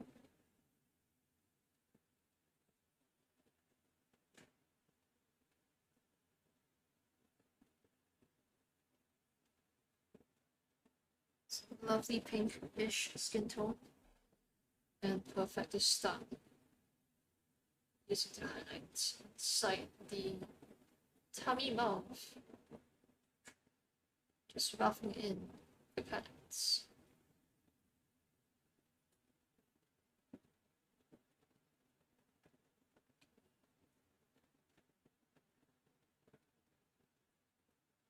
But yeah, painting stuff in D&D is really fun. It's just that it can be really hard to do stuff beyond speed painting sometimes. Unless it's an enemy that you really care about. Or a player character that you really care about. And those are rare.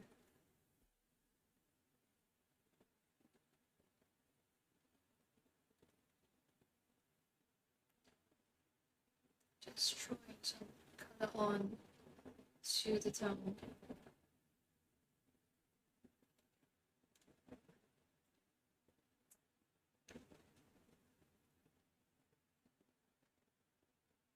Let's give it some green at the end.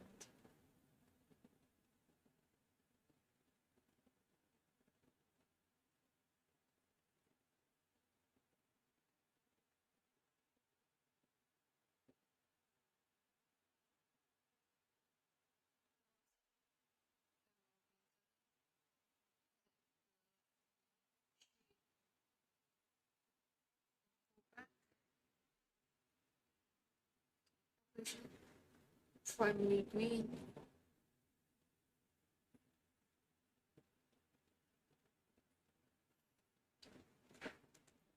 Oh, thank you. It's actually not completely done, to be honest, but I am so lazy to complete it.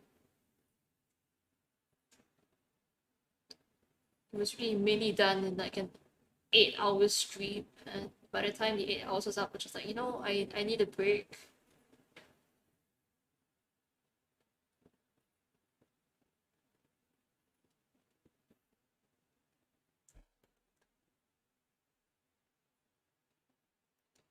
But recently I've been trying to paint things that I have in my store to kind of showcase like what you can do with them.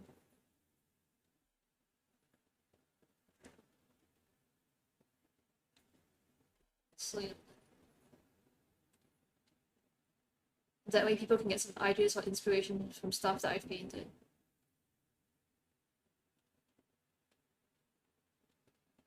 Which is always really helpful in business when I get miniatures that I like too much.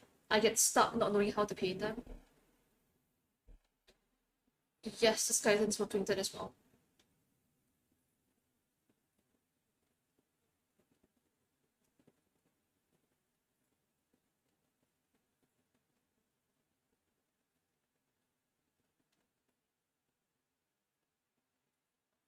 That's the thing, right?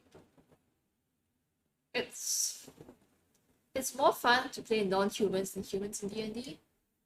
Especially now with the newer like custom lineage rules. Anyone can be whatever race they want. And that's cool.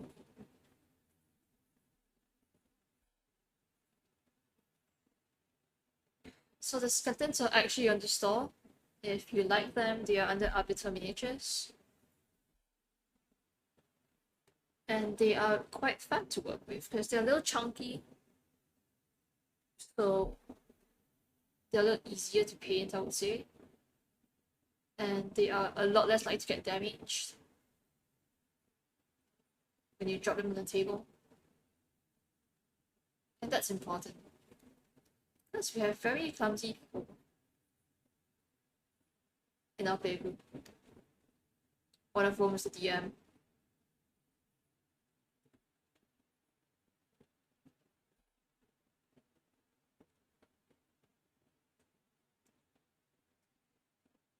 Yeah, I think sometimes with characters, you don't want to spend too much time on them, because if you spend too much time on them, you just end up building too much, and it leaves them with not enough space to grow. Yes, Crimson is the clumsy DM, who is also moderating chat.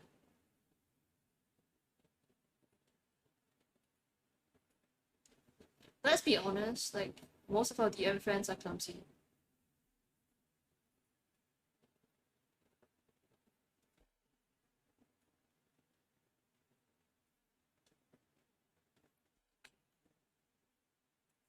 Got a little bit of green on that.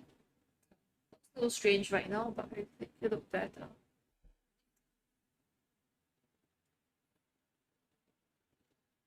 Clumsy is a lot less charming when he destroys stuff that you spent hours printing and or painting.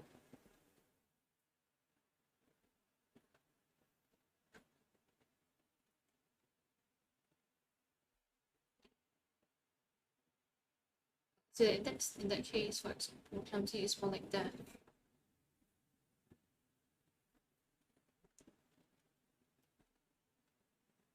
Alright, okay, back to using that skin tone. Let's do some highlights along the mouth. Some super bright, super solid highlights.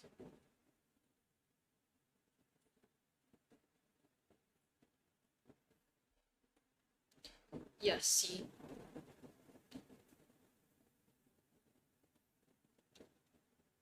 Oh, Crimson is kind of like this one puppy that just runs into things and destroys everything. It's not cute.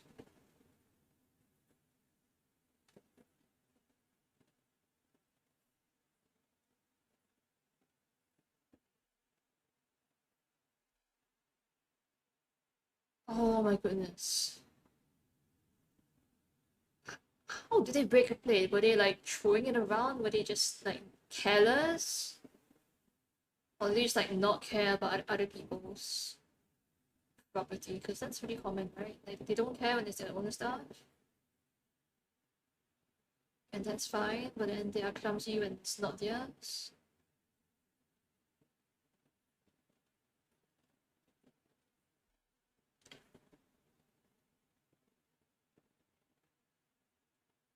Nice. Yeah, a lot of the print has some great miniatures, though it can be a little oversized at times. And I love Hydras as well. We have so many Hydras like sitting around. Not 3D printed, but like bought, and I really need to get around to assembling and painting up some of them.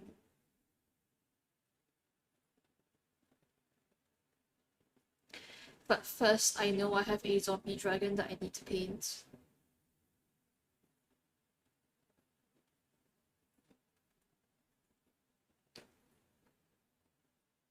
Okay, from further away, yeah, the highlights look like they are working well.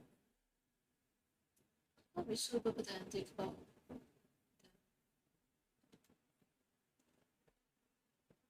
They tried to help. Oh no.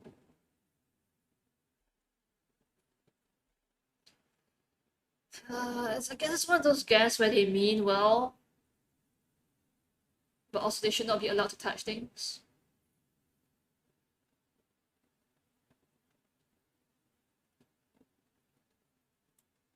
Like, how did they help? Did they drop the plate? Did they sneeze and yeet it across half the room?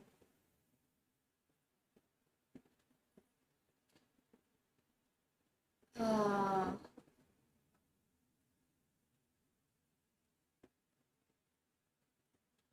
This is terrible, man. I hope that they don't damage any other stuff. It's not like they hand-eye coordination of a growing toddler.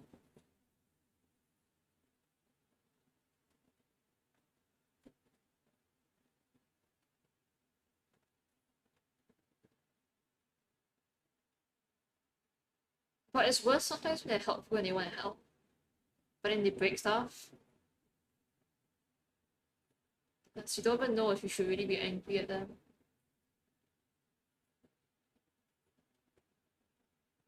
It's like, oh no, it's stupid.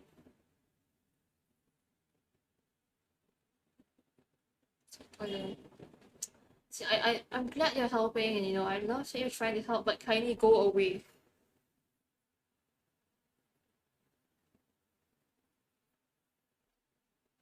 That's a mood right there.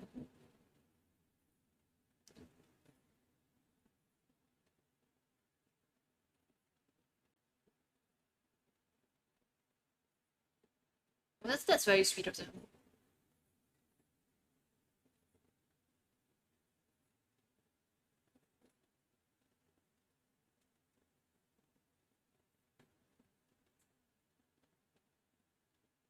At least they took responsibility for their mistakes and fixed it.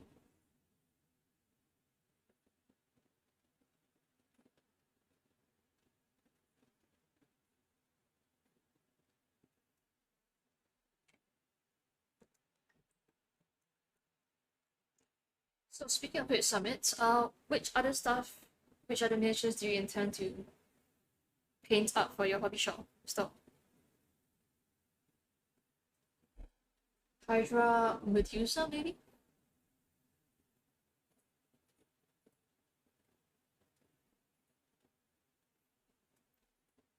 Whole bunch of Greco-Roman gods.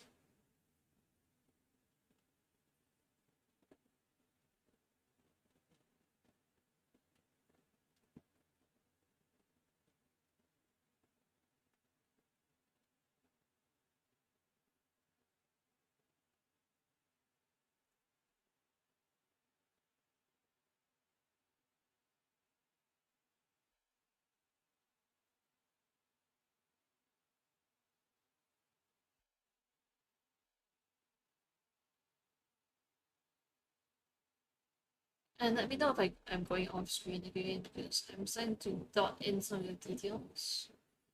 And that means I tend to hold the miniature closer to me.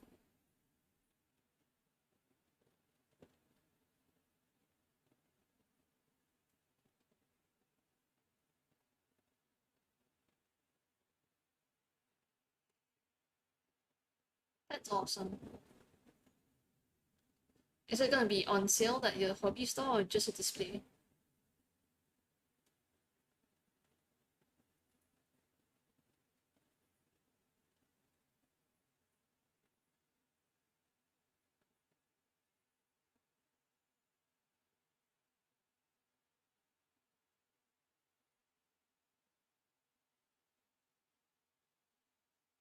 Yeah, makes sense. When you're playing a changeling that has a few like preset personas, you really want to take the time to build them up.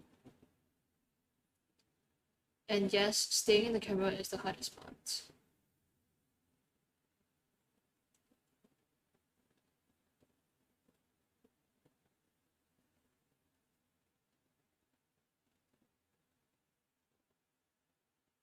Keep ones up. So I'm assuming you have the merchant license for it, but if you just want stuff that you can keep for yourself, then you should take a look at Clay Cyanide. That's the brand that I'm painting right now because they have an amazing Greek mythology team. That's actually, I think, 2 sets, and they have a 70% off their entire back catalog sale going on right now.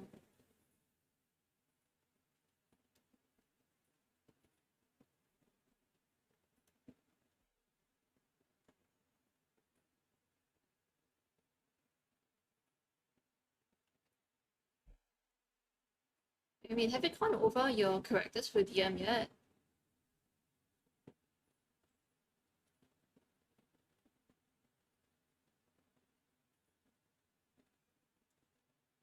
It's also you're putting in a lot of work, and I would hate for that work to be invalidated if your dungeon master doesn't say okay.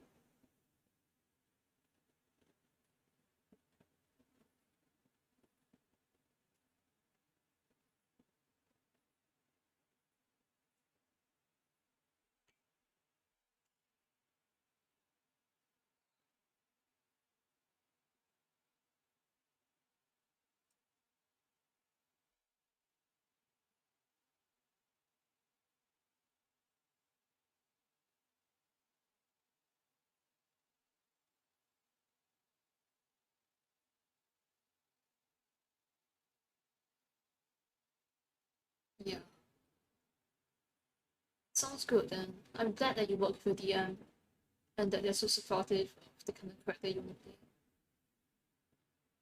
It's like I said, changes are really hard to do right.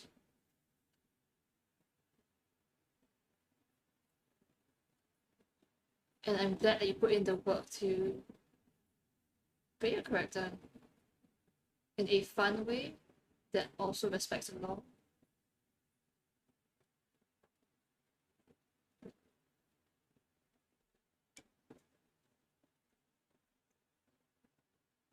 Ah, I see.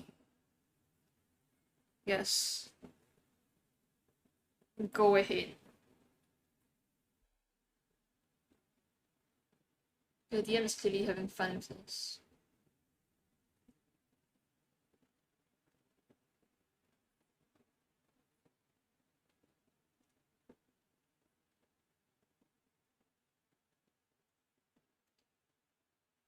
Hopefully the other players are cool with that as well.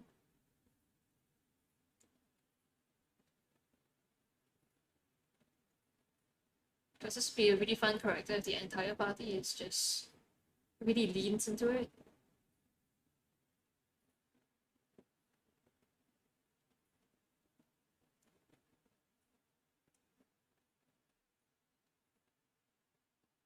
Especially if you have some really experienced role players that can react well when things happen.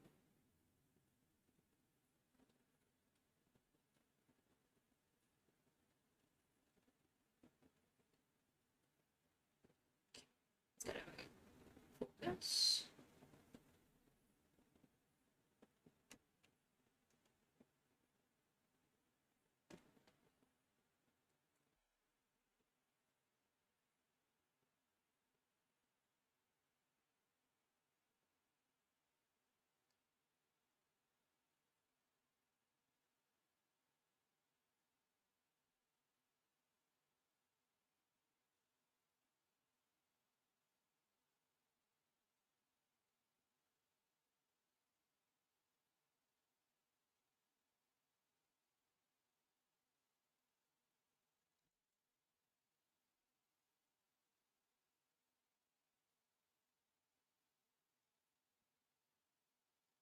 That is a fun idea.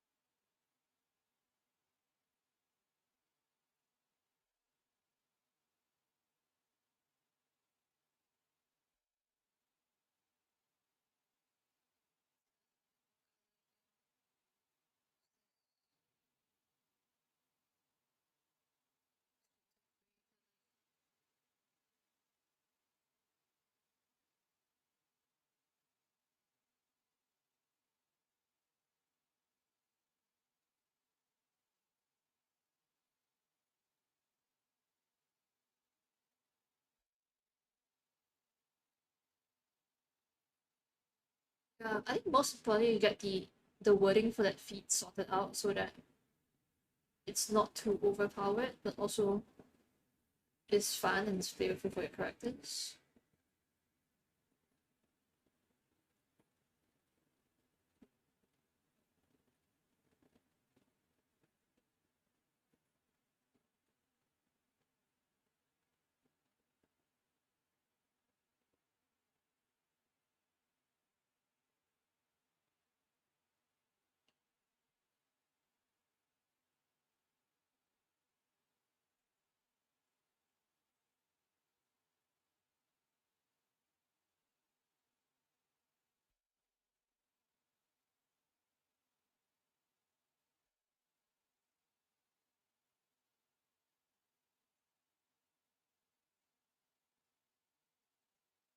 Speaking of which, Summit, if you want to join us on Discord, you can. We have a Discord server. And while you can't join us for painting in person, you're always free to chat miniatures or painting with us on the server. Okay, it's more pink. Bring up that pink.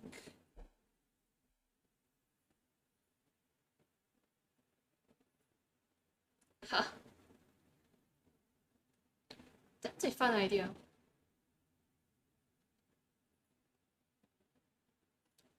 I'm not sure the player will be very happy about it.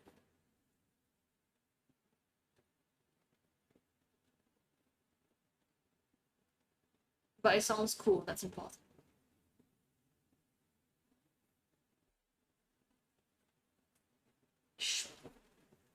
Discord link is down below, but let me...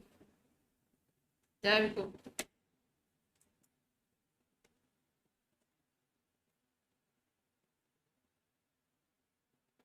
So we have a lot of newbie painters on our Discord as well.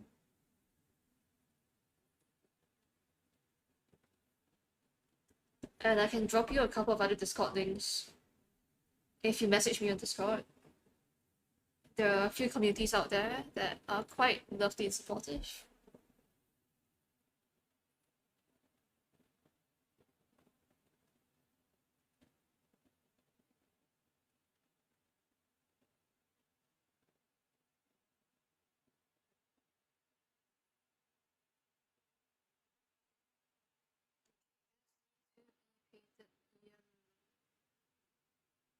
A little bit off the weight so that it's not quite as strong.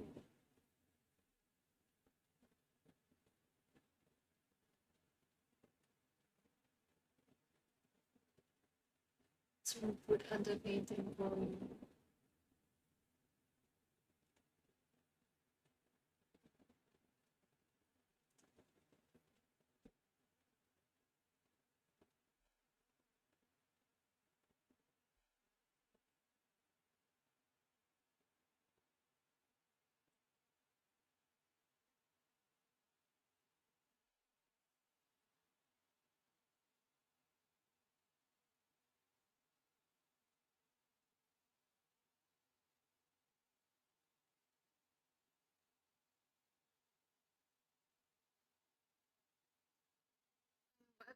A changeling is just really fun to play. And having abilities that change based on your persona are pretty cool as well.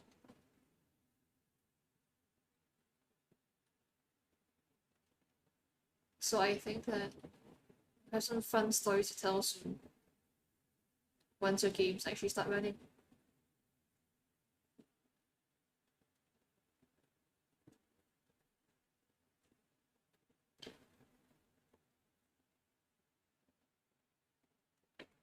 Get some bright orangey color down there first before I bring it up to yellow.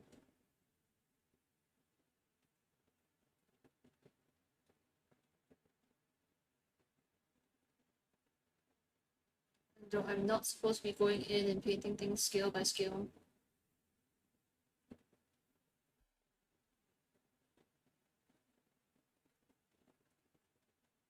Self-promotion. I mean, you're welcome to share your your channel.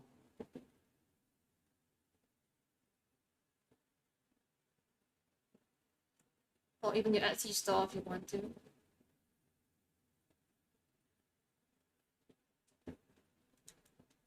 So long, of course, as it abides by the general rules of no piracy,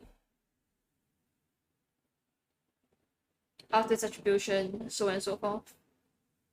There's no issues with that. I mean, I have an Etsy store as well, so I'm generally chill with that.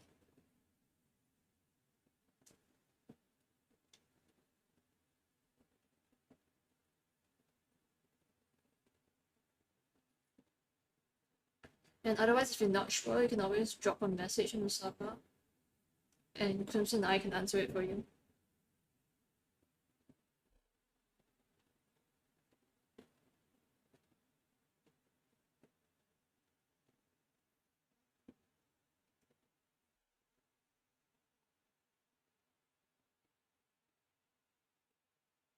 But if you want to share your Twitch or your Instagram or your various social media, please, by all means. I think most of us would be happy to support someone else that's enjoying the hobby.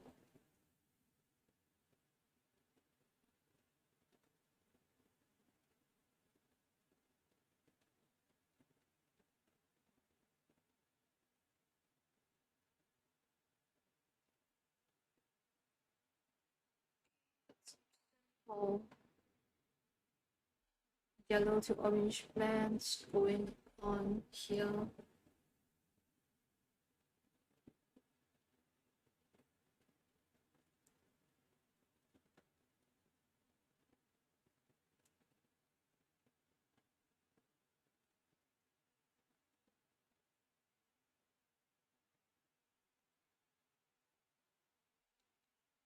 Oh, yeah, please go ahead and share your pics. It will help people,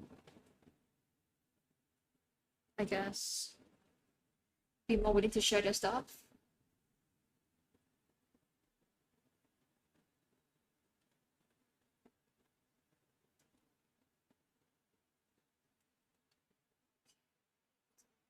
It's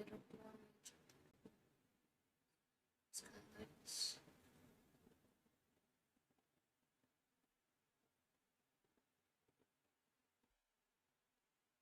Bit more yellow.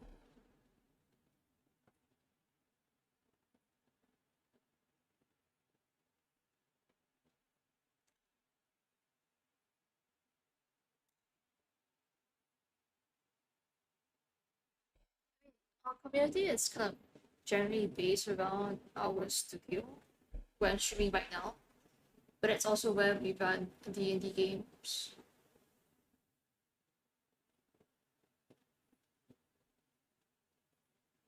So lots of people on here or on Discord server are members or people that enjoy our stuff.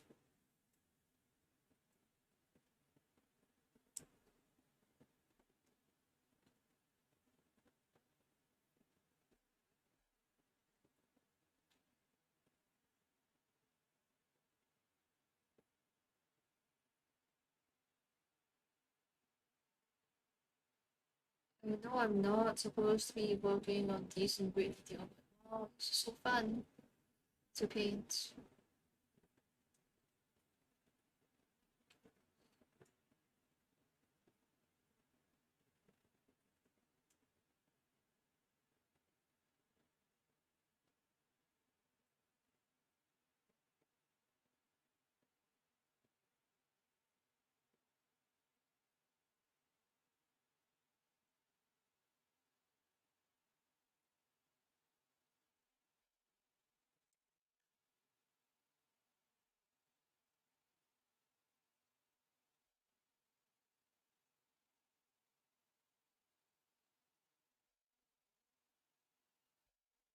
It's 10:30 p.m. Wow. Who would have thought?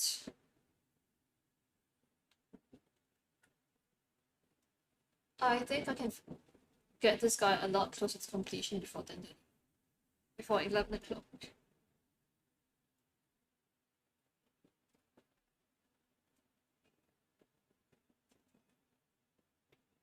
So for this.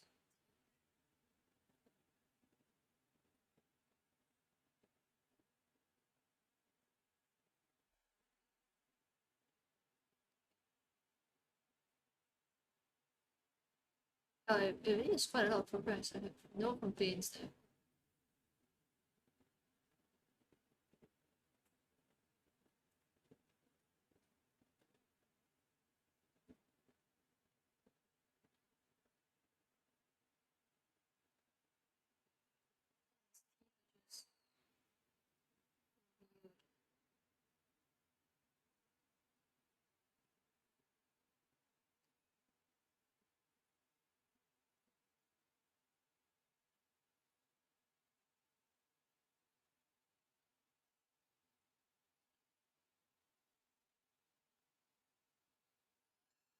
I don't think I'm supposed to use this next week.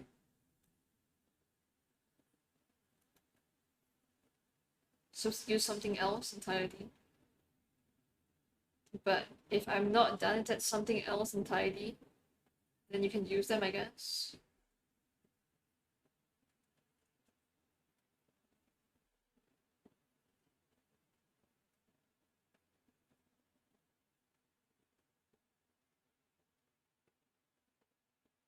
That's how it works, right? That's fair. I can always use one of them. It is a great way to foreshadow that there'll be more of them. Where it came from.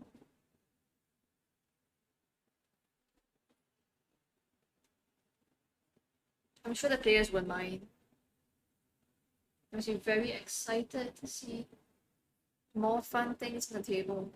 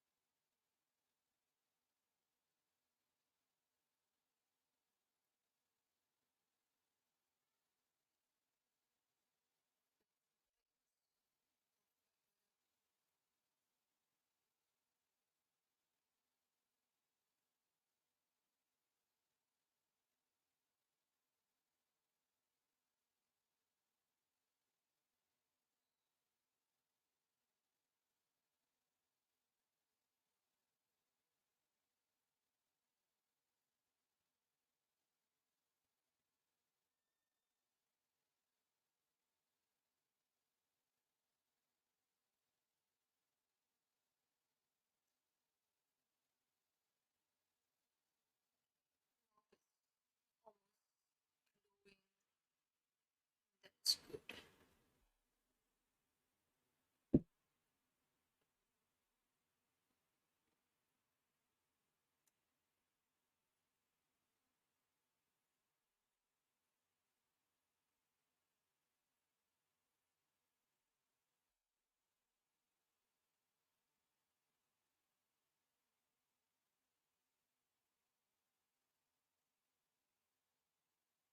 Yeah, I think that's a problem with fifth ed sometimes because the mechanics themselves as a whole are just not very complicated.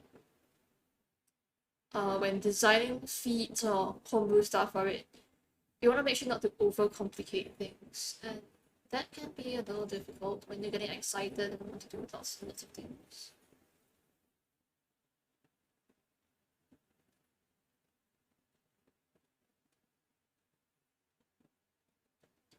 That's why I always say to relax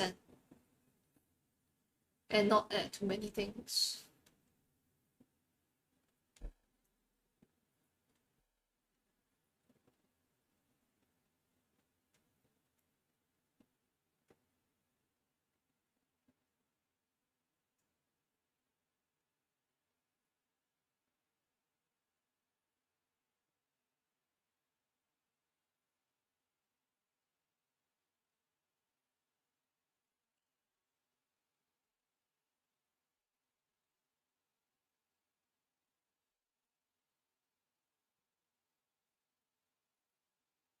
That's quite strong.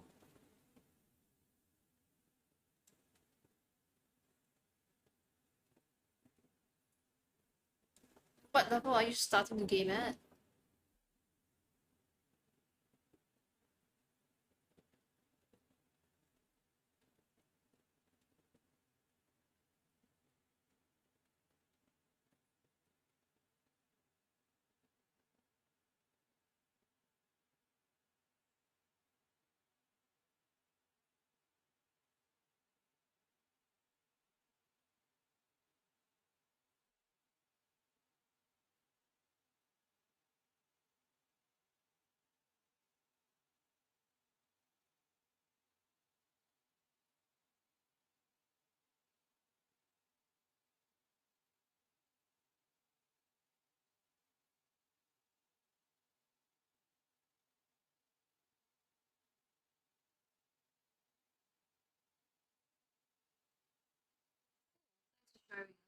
Be sure to check him out when the stream ends.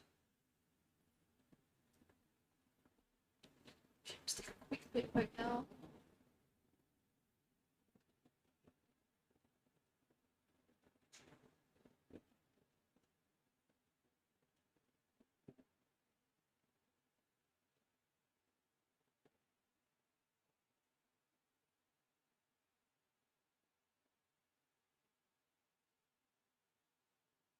Nice. You have quite a lot of nature paint.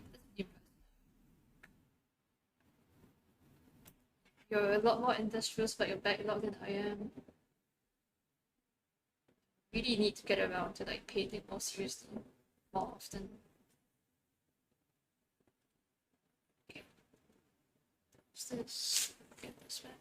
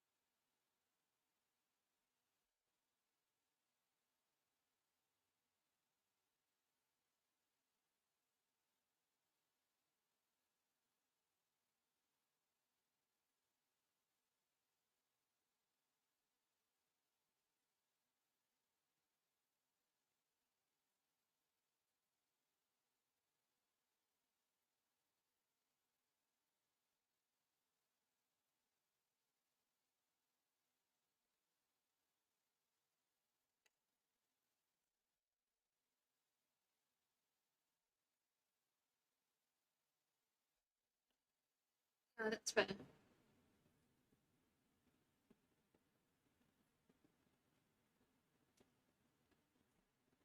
Because if you have a total combined spell level of 3, it sounds more like a tier 2 ability than something you get in tier 1.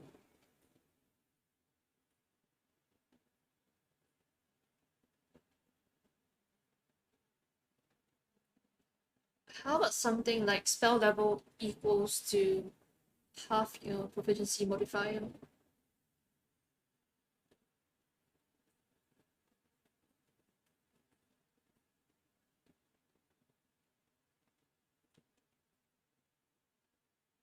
or equal to your proficiency modifier, because it's gonna be 2 for quite a while. And that's still alright, balance-wise.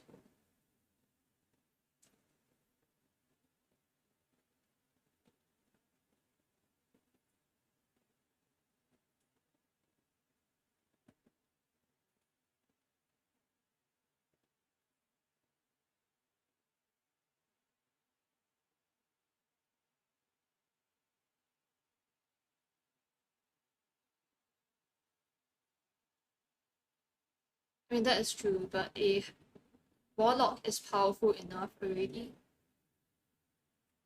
So giving them extra spells from any source makes them a lot stronger.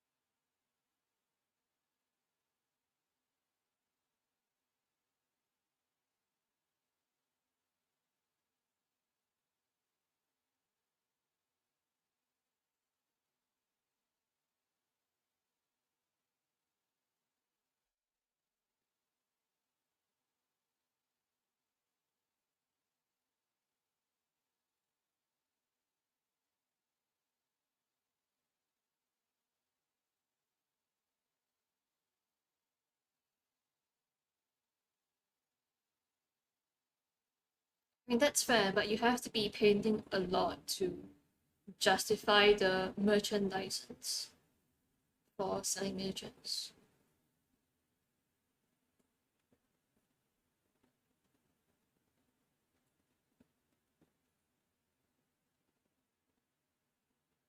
Like, for example, from like Lord of the Print, it's quite a pricey amount every month.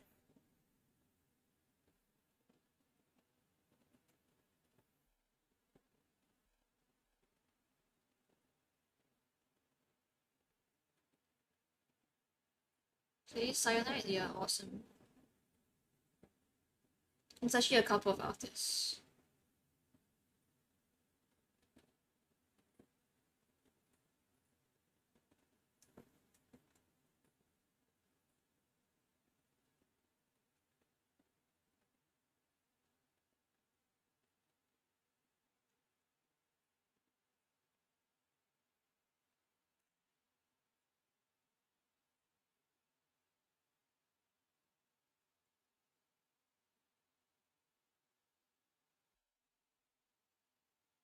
I mean, that is fair, but if that's the case, why not just give her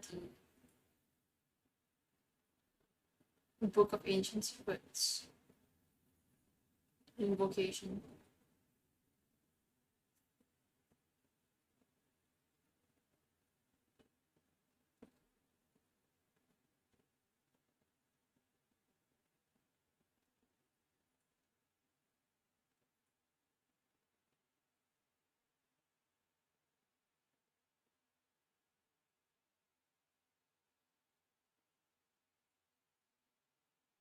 Yeah, I mean, I know you print them. I do too, but the license to be able to resell your prints is the pricey one. Because otherwise, you're not technically allowed to resell whatever you print.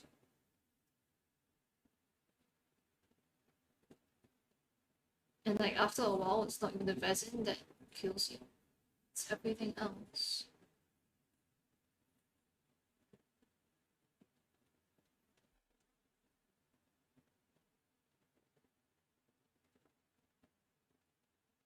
And you don't want to be caught selling prints without a merchant license,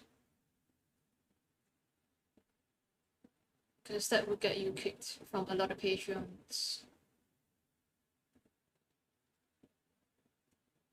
And your shop removed from Etsy.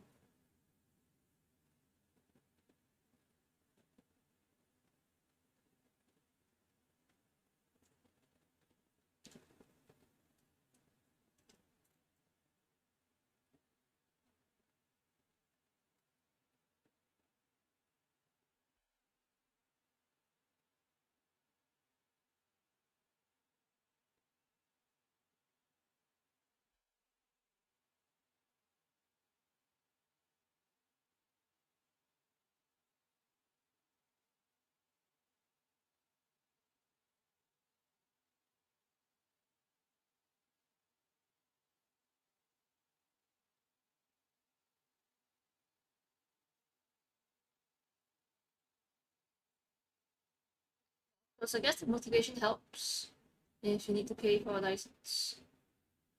It makes you want to paint more, to sell more, to pay for it.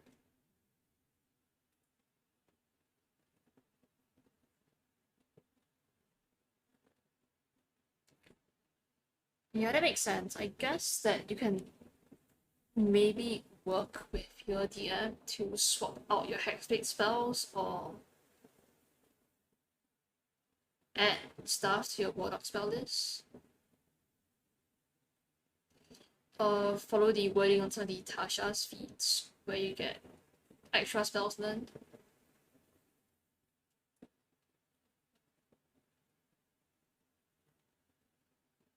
Those work pretty well.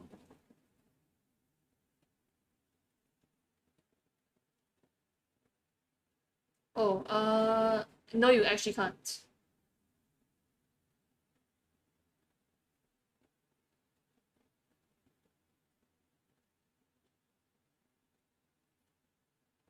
As far as most licenses go, actually.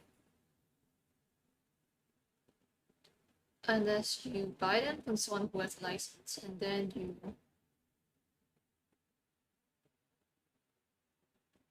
resell them after, because that's the right of first sale doctrine.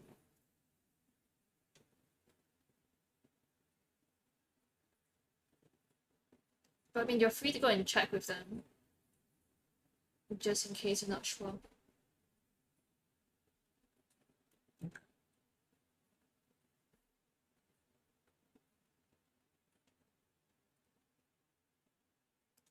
So if you were selling just your painting services, it would require that if someone wanted you to paint something, they would have to buy the file themselves and either pay you for the printing service, or they have to buy it from a merchant and then get you to paint that for them.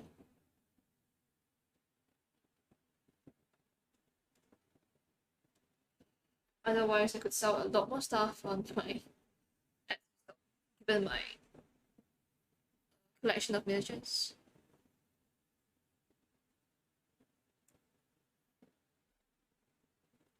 But of course, I'm not a lawyer and this is not considered legal advice.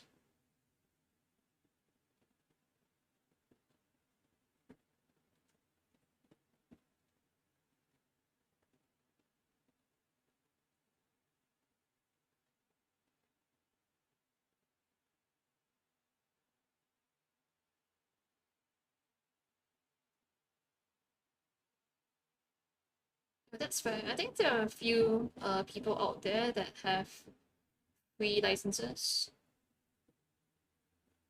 So you can try applying for those creators as well.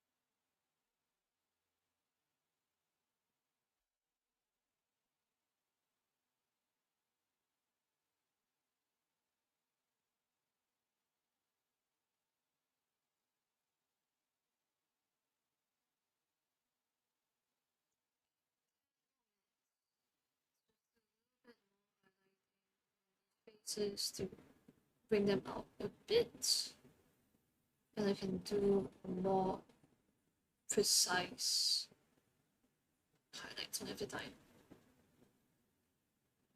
Try to just make sure they stand out from the surroundings. Flash a bit more.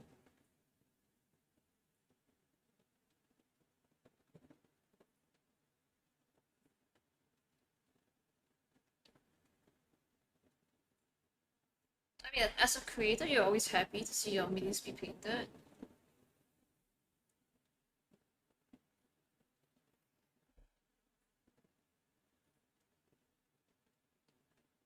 It's just technically against the terms of their license.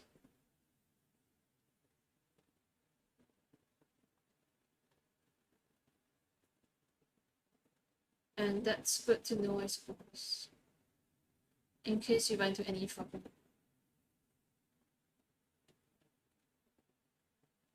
Because people have been known to report stores on Etsy that resell things without a license.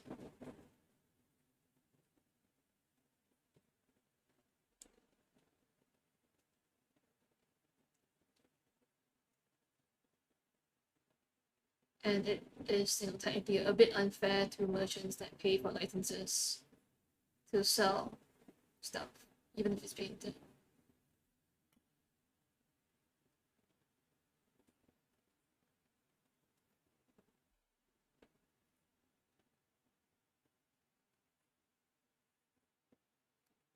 I guess it's one of those things where people might just ignore it if you sell the stuff at your game store. But if you sell it on Etsy, then you open yourself to a much larger market, and the copyright takedowns that come with it.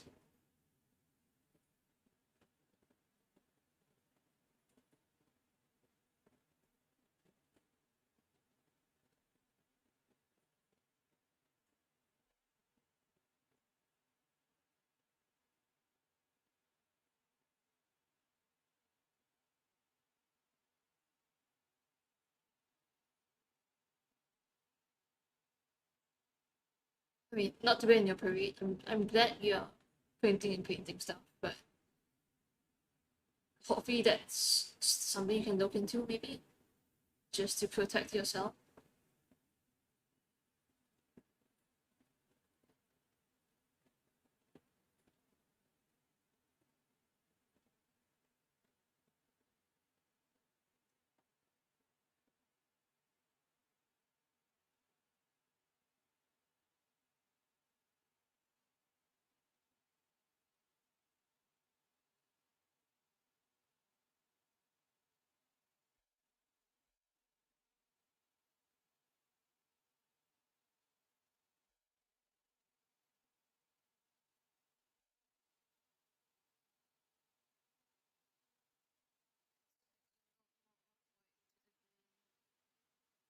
As for that final off-white highlights, there we go.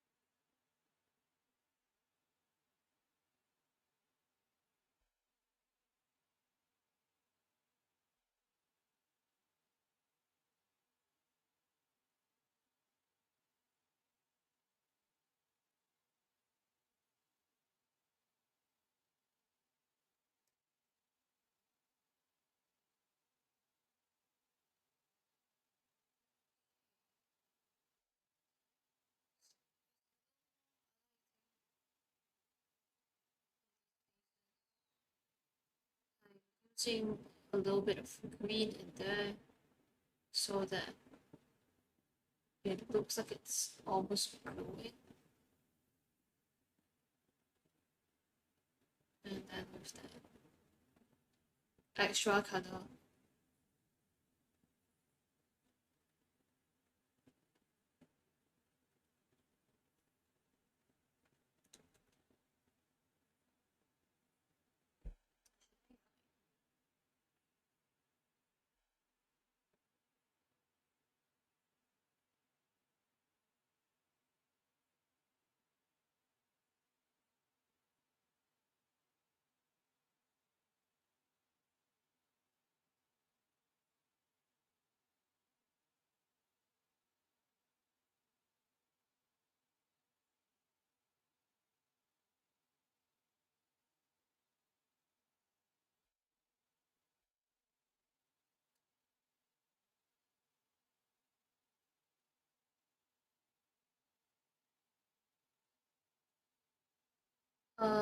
yes, but they also buy the miniatures from Games Workshop first. And so first sale doctrine means that given that they already bought it, they can do whatever they want with it. Because that accounts for physical products.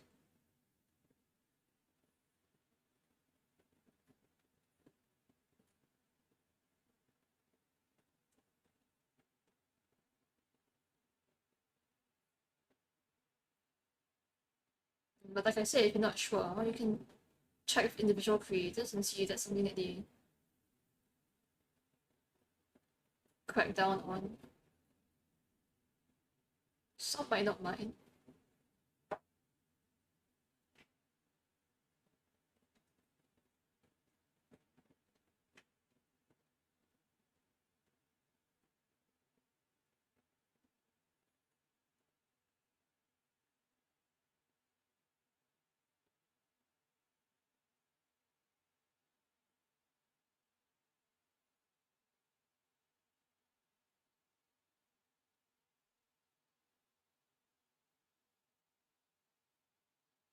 I think that's really something that varies depending on the sculptor and the copyright holder who created something.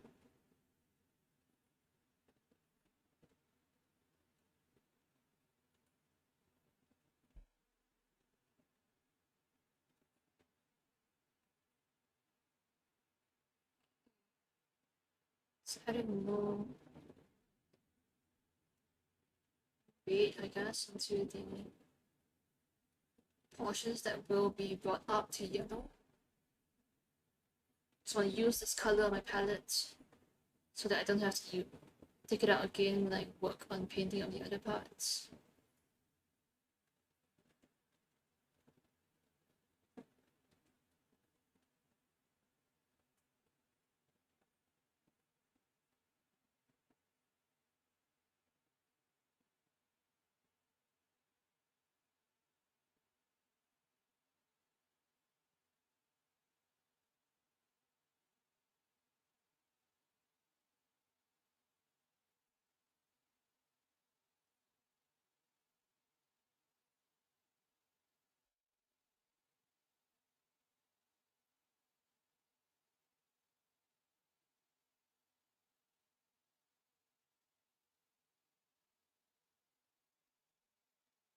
Yeah, might be a good idea to check with them, especially if you're gonna like stream your painting and stuff.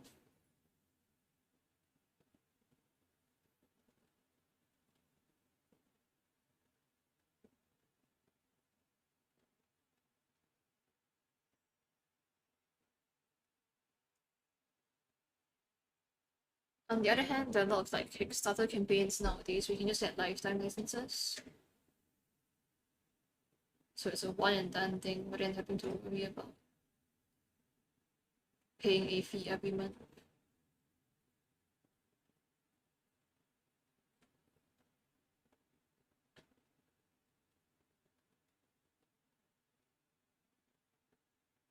And I tend to prefer those unless the sculptor has content that I would want every month.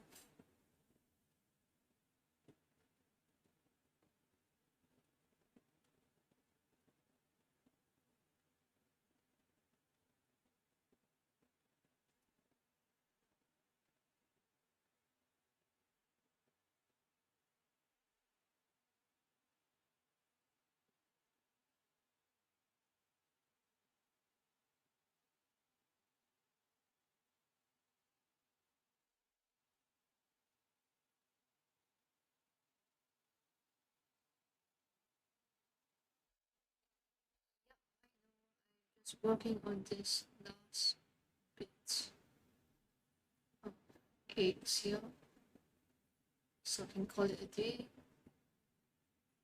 But plenty of stuff to work on before we head out. And an even longer day tomorrow.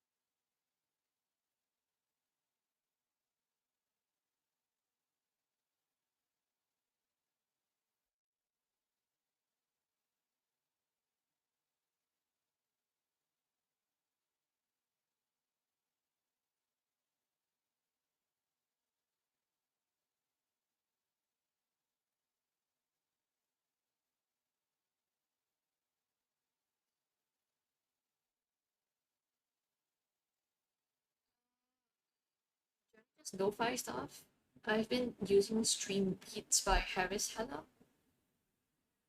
because it's completely copyright-free music, except for some very basic requirements.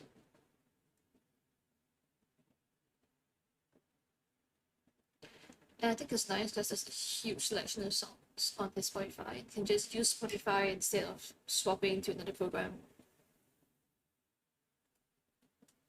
Like, that's a huge bonus, right? Not having to worry about whether or not it's YouTube safe, Twitch safe, and so on and so forth.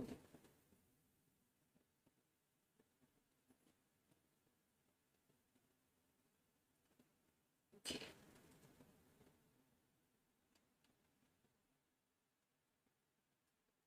So this is where we are so far. The front actually doesn't look as good as like where the back is starting to look at the back. It's a lot more detail. I spent a lot more time on the back than on the front. Oops. Let me put this down for a while and wash up my brushes. Take a little bit of time to clean my brushes because I could use a bit of TLC.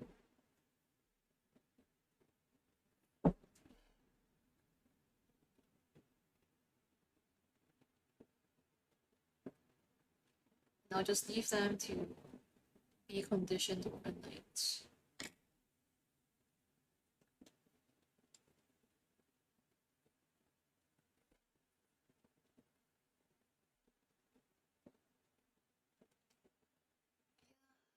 That really pops, but I think the main problem is that I haven't really gone in and brought out these specific details yet. You need some very precise highlighting to bring out the muscle strands. So right now it doesn't look quite right to me. That's also me just being overly pedantic about something that's actually skin painted.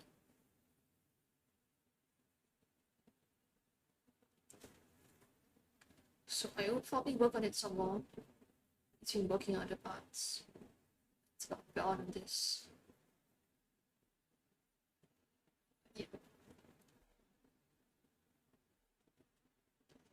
More soap. Okay, much better.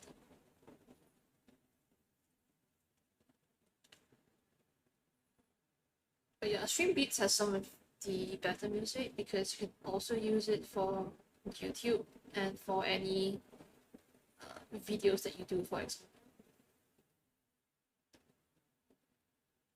So even if you're editing a video that's put together and you're going to put it up on YouTube and it's not streamed, you can still use that.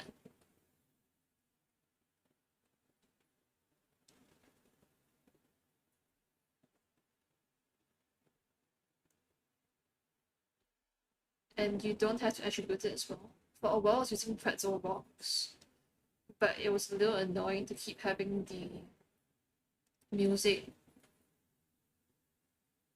the songs show up on the stream chat unless you paid for the pro version, and there were a lot of songs that were off limits. So I really prefer Stream Beats.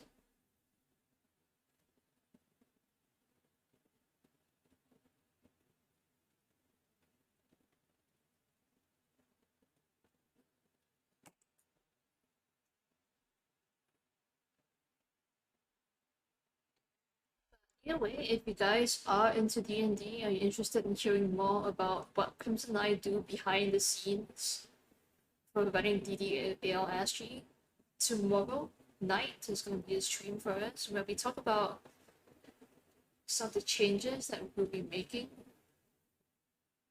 and some of the things that you can look forward to this year. If you're a D&D player here in Singapore, and even if you're not, you can always come by to hang out and ask questions, because you'll be taking questions about community management, so on and so forth. So I think some of our overseas friends that are looking to set up D&D communities might find that useful. But if not, I am also taking over his usual stream on Wednesday. So Wednesday morning for some of you, Wednesday evening for us, I will be painting some terrain. And it's not just some terrain, it's actually a huge piece of terrain that I want to get painted up as fast as I can. So you're gonna see me speed painting the heck out of the terrain and trying my best to get it done so that I can work on other paint jobs and some contest submissions for the near future. In any case, take a peek at what we've done tonight. It's not the worst, not the best either.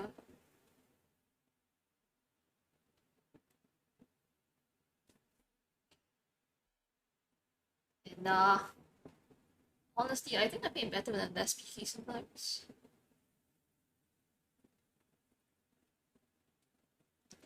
So we need to work on the faces, but I'll leave that to next time. Right now I'm just working on getting some highlights and shadows in on the body. And then when I feel like it, I'll go in and really paint up those faces and make them look just terrible. Just ugly. But I'm kind of really liking the cooler colors that I chose in this. I think that in the future I'll be using them on paint something spectral and they still look good for that. And of course, the more I paint it, the more it will all come in together. So even though I use some really different colors when underpainting this, it will look a lot more cohesive when it's done. At least that's what I'm hoping. But in any case, this is the end of my stream. And have a good night or have a good day ahead of you, everyone. I'll see you around.